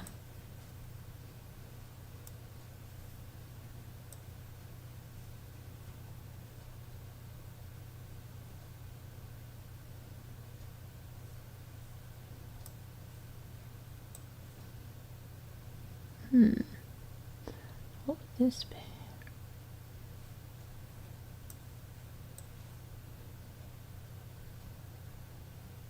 Say that again, Carolyn. I can't quit you. Yeah, why can't I quit you? Dang it, why can't I quit you?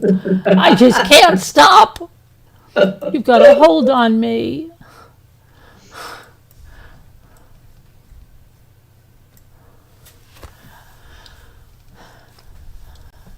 I can't stop.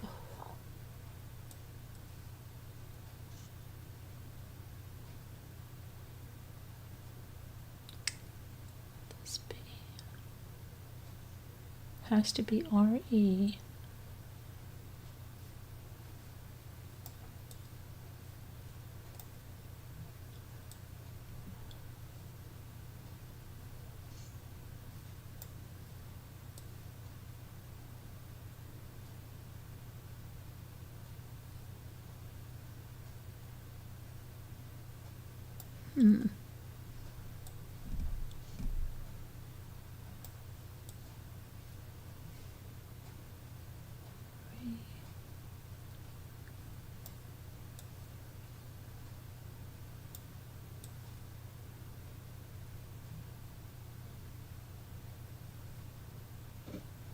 Oh, what the heck?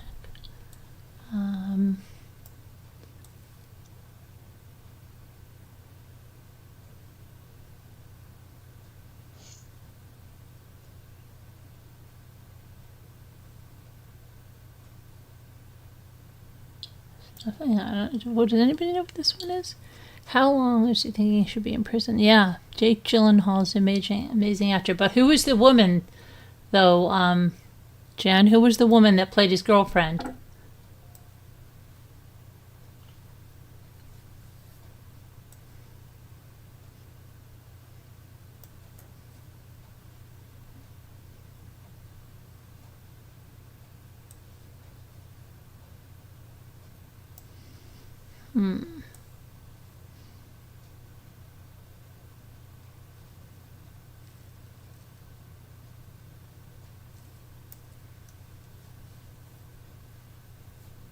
Did she say who it was yet, Carolyn? Not yet. It's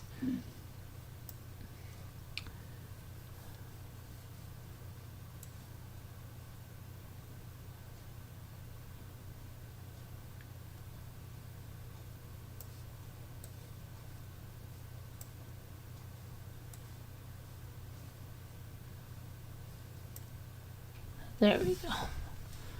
Okay.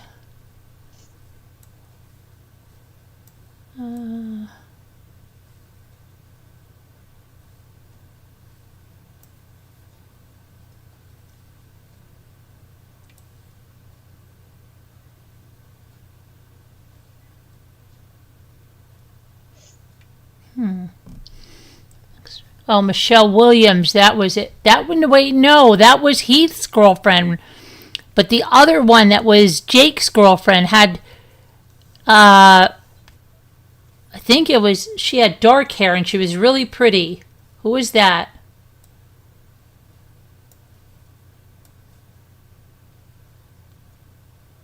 I think Michelle Williams was Heath's girlfriend. And then they got married. Or they had a baby at least together.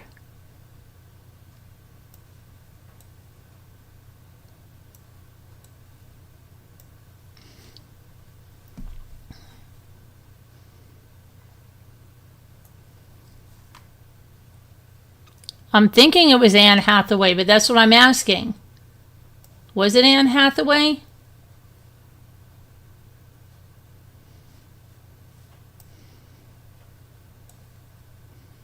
Why can't Scooter look it up? She's doing nothing. Scooter, you're doing nothing. Why don't you look it up? Be a helpful moderator for a change.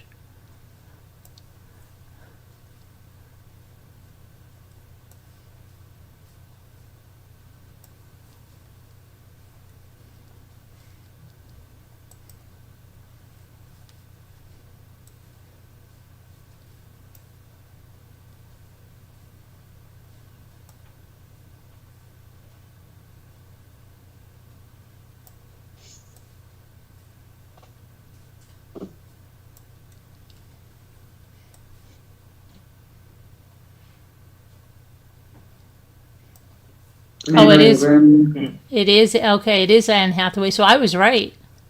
Very good. And do I remember what? The Gremlins movie. I know of it, but I never watched it. So it was stupidly funny. Some of it was.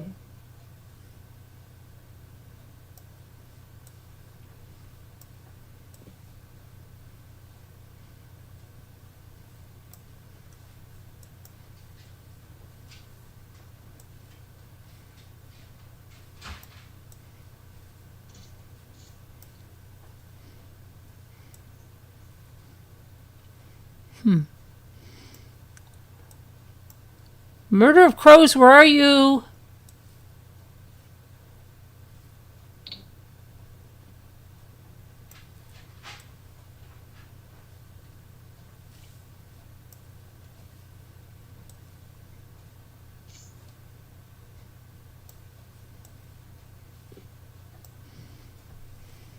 Yeah, we're going to have to get some help. Let's see.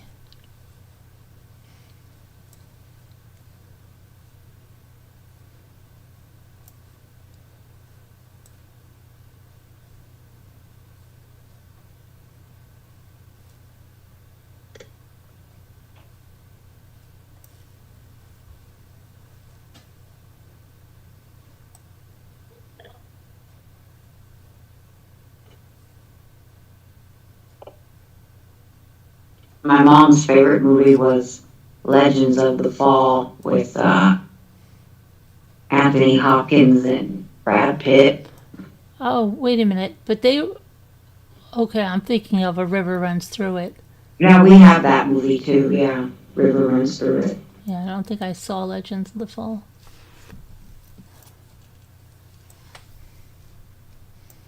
Start quoting some things from the movie when the son comes visits from California and he's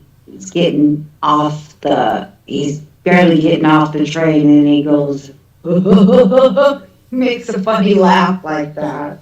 It's very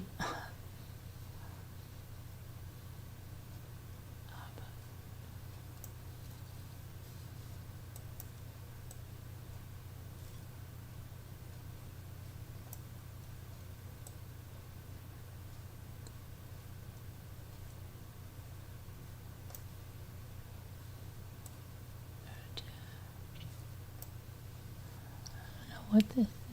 Let's see.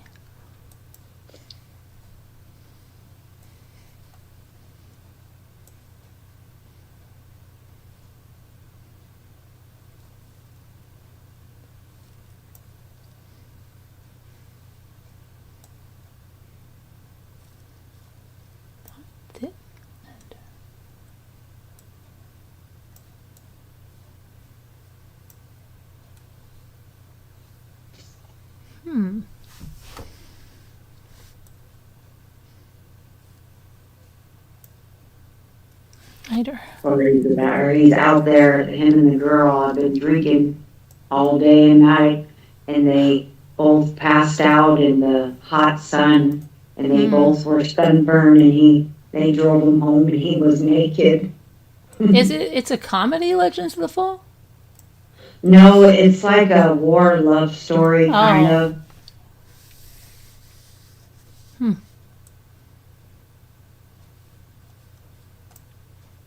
I forgot what that other lady, that I don't know what her freaking name is. Her last name starts with an O, I think. I don't know. Not Uma Thurman.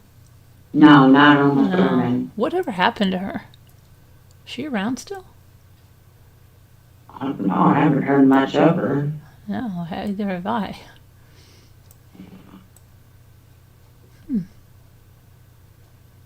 Thurman.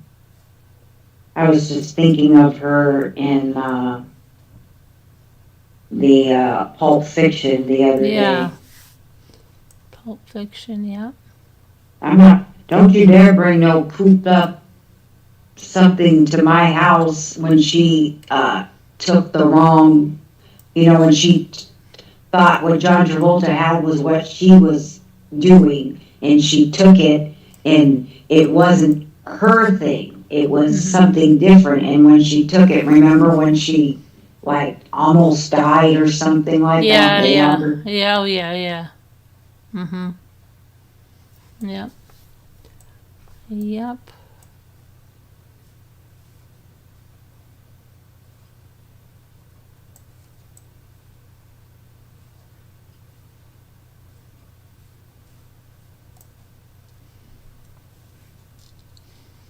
Yep.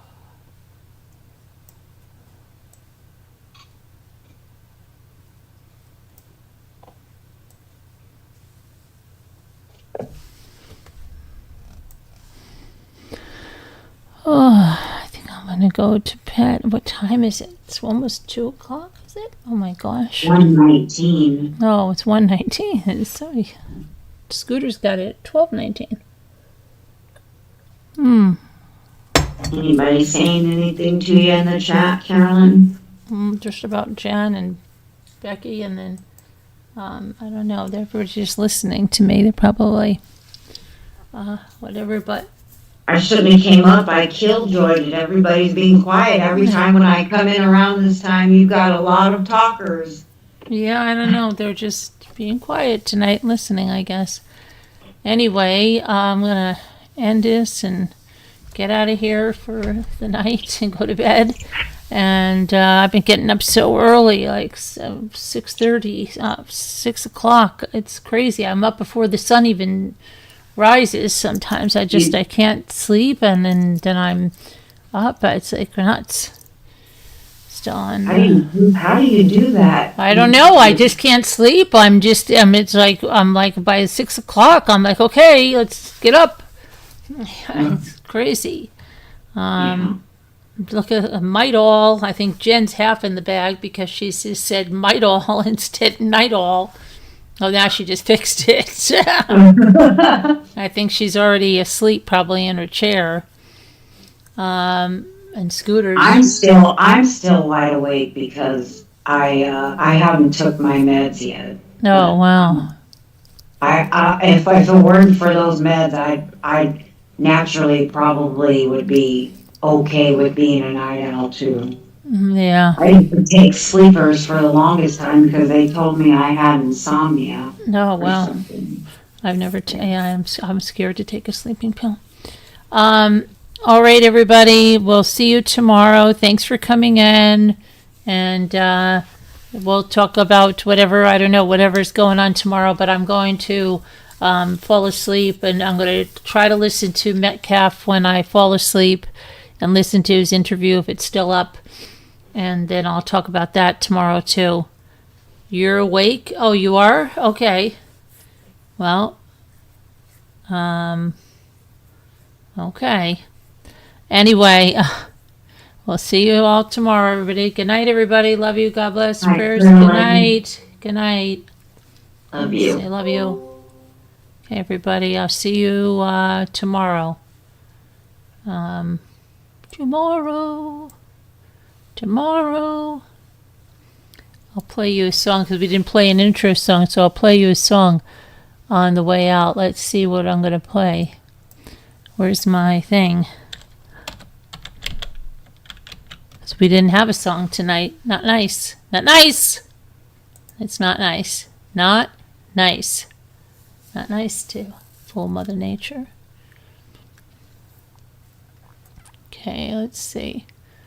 Let's see if we play, I don't know, let's see something here. Let's try something funny. We all met up on mommy rambling, stories flying in the chat.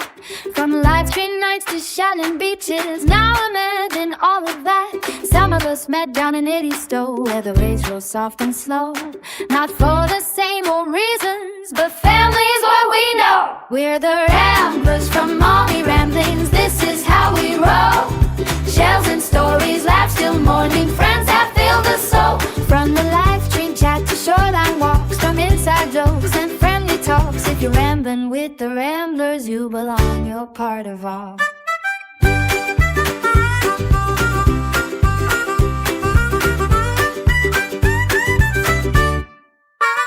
Scooter tried to grab the last seltzer, moving backwards, thinking slick. But we all notice what she's doing. You can't hide that kind of trick. Scooter needs her ice for comfort, freezer packed, but that's okay. Ice cream cake that didn't freeze, rat's still the best we ate that day. EB rescued Shell Adventures, 600 pounds before dark. Carolyn Lynn kept hauling treasures till the sky lost all its spark. Then karaoke filled the evening, EB sang while we all cheered. Scooter counted coins and laughter, memories we hold so dear. Whoa, we're the Ramblers from Mommy Ramblings, this is how we roll. Shells and stories last till morning, friends that build us soul. From the live stream chat to shoreline walks, from inside jokes and friendly talks. If you're rambling with the Ramblers, you belong, you're part of all.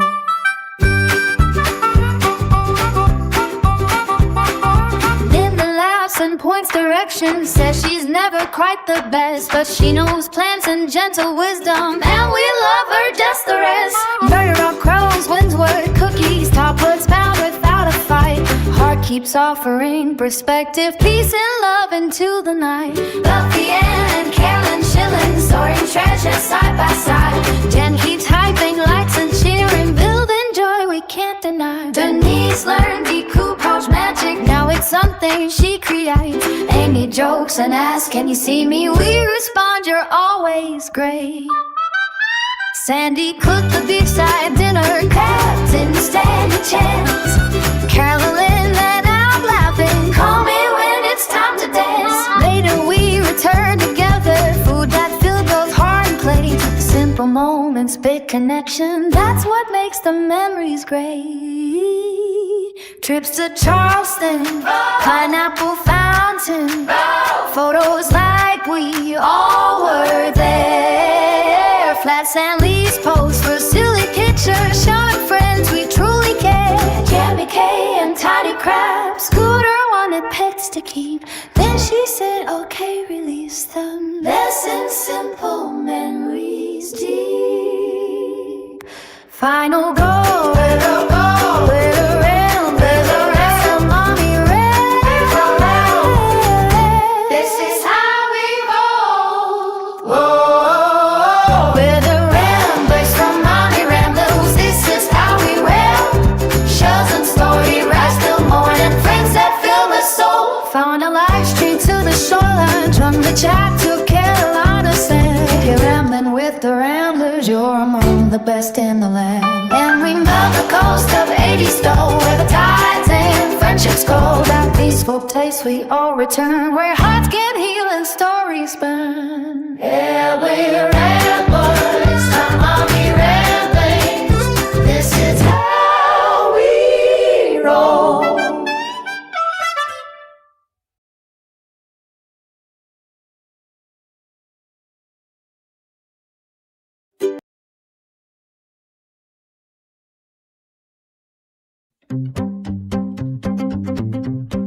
Ramblers roll.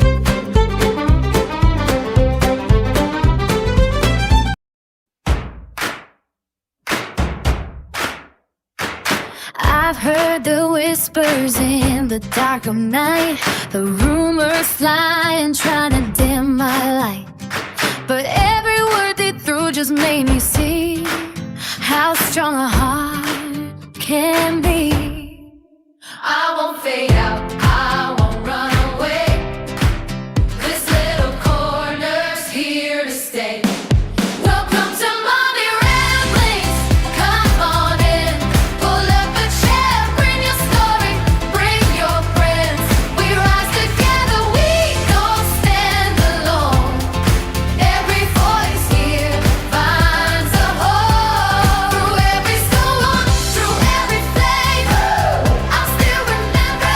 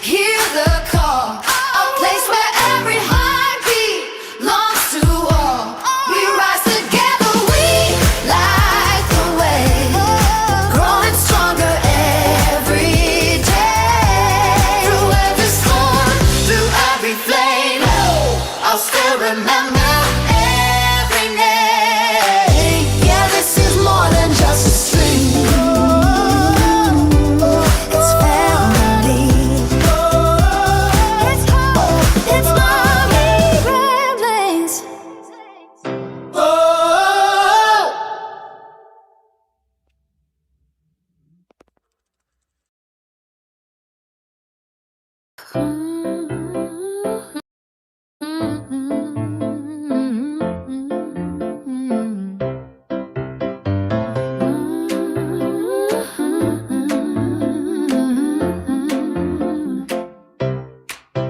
didn't build it, standing crying in the back. I built it hard first, never turning back. Through the noise, through the doubt, through the fire and flame, I stayed true to the calling, I stayed the same.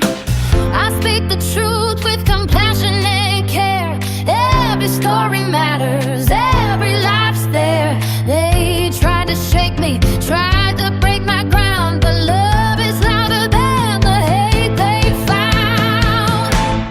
This is my ground, this is my voice. I stand in faith and I make my choice. I won't back down, I won't let go. God lit this path and I already know.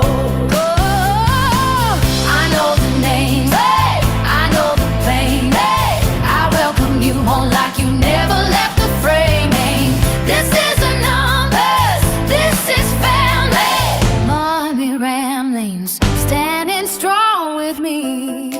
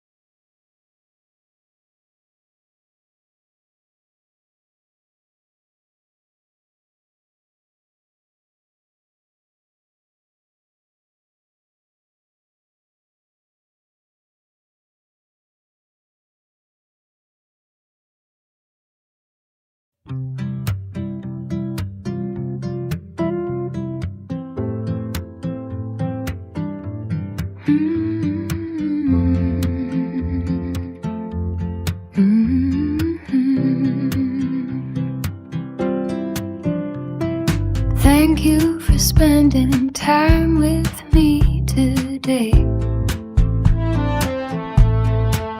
I'm Carolyn, and I'm so glad you stayed. From recipes to travel, scraps and faith,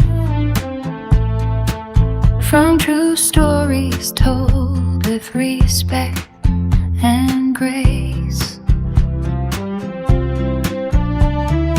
Every life honored, every story shared.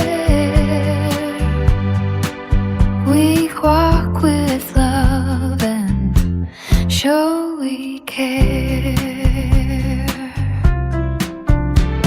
You're part of this family, you're never alone. Mommy ramblings, your safe place, your home. With faith in our hearts and hope in our view, we move forward together,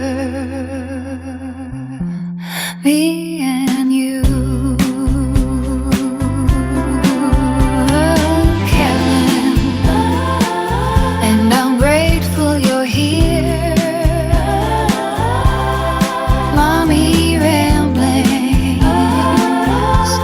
Where you're known.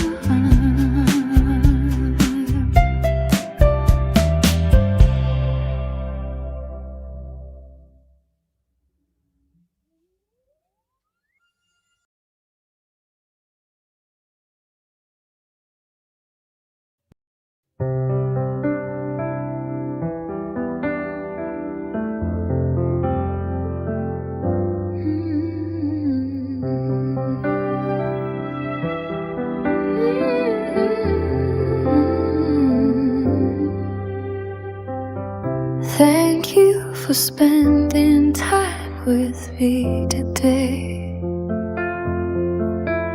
I'm Carolyn, and I'm so glad you stayed.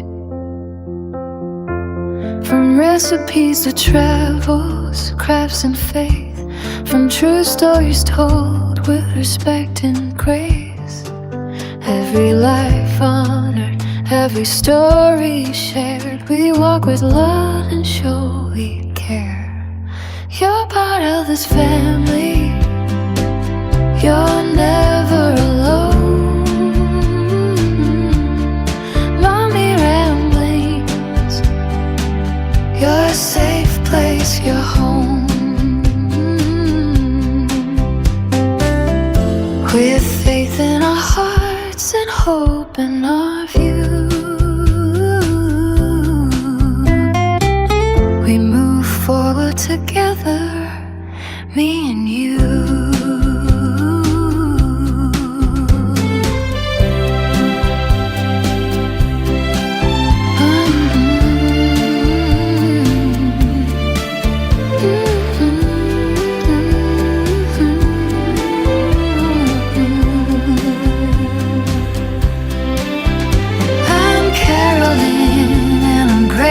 You're here, mommy ramblings, where you're known, you're welcome, and you belong.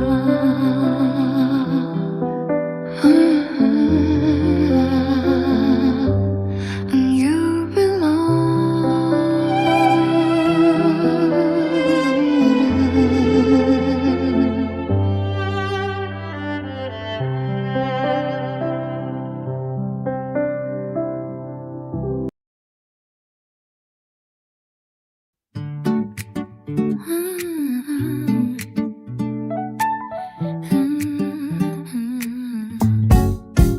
Come on and set your worries down.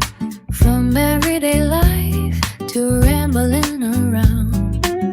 True stories told with care and grace. Every life honored, every face. This isn't just a channel, it's family here. Every smile, every prayer, every tear. Truth with compassion, justice in view.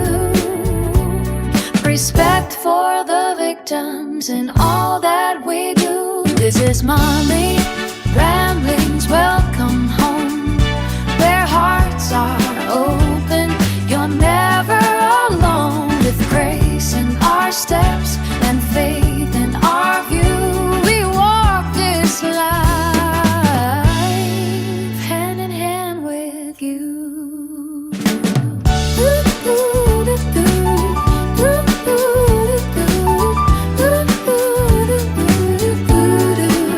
I'm Carolyn, and I'm so glad you're here. So glad you're here. Mommy rambling, where you're known, you're welcome, and you belong.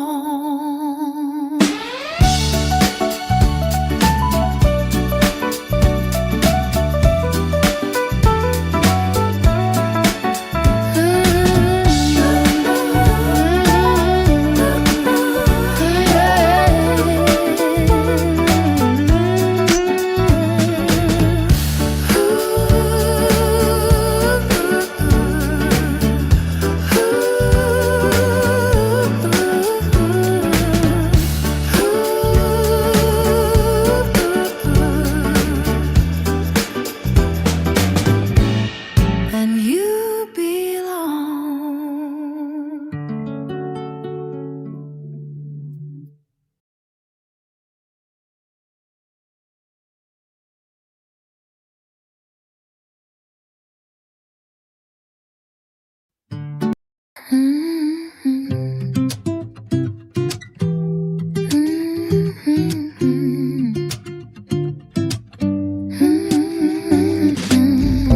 Come on in, set your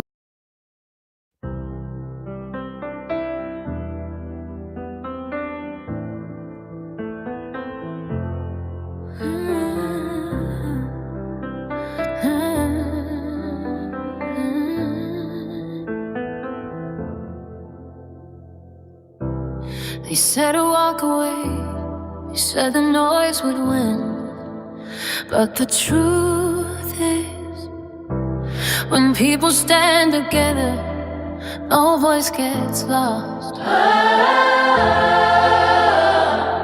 I've walked through shadows, heard the lies, watched the rumors multiply. But every storm that tried to break me only showed the strength inside. Some came hurt and some came strong, some just searching to belong. And every night our little corner turned strangers into one. And every voice that finds this place adds another light of grace. Welcome to Mommy Remnants tonight, where truth stands tall and hard tonight. Bring your story, bring your light.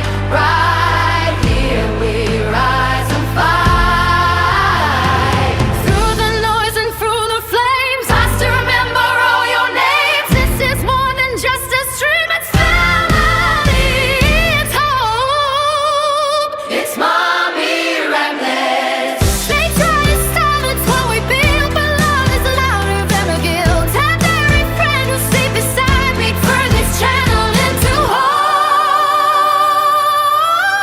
Welcome to Mommy Remnants tonight, where courage shines and hope ignites.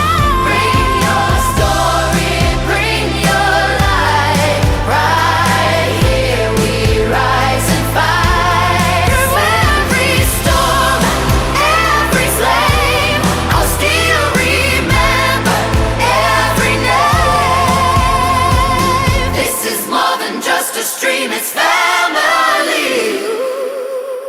Welcome to Mommy Remnants tonight, where courage shines and hope ignites. Bring your story, bring your light. Right here, rise and fight. Through every storm and every flame, I'll still remember all your names. This is more than just a streamy family.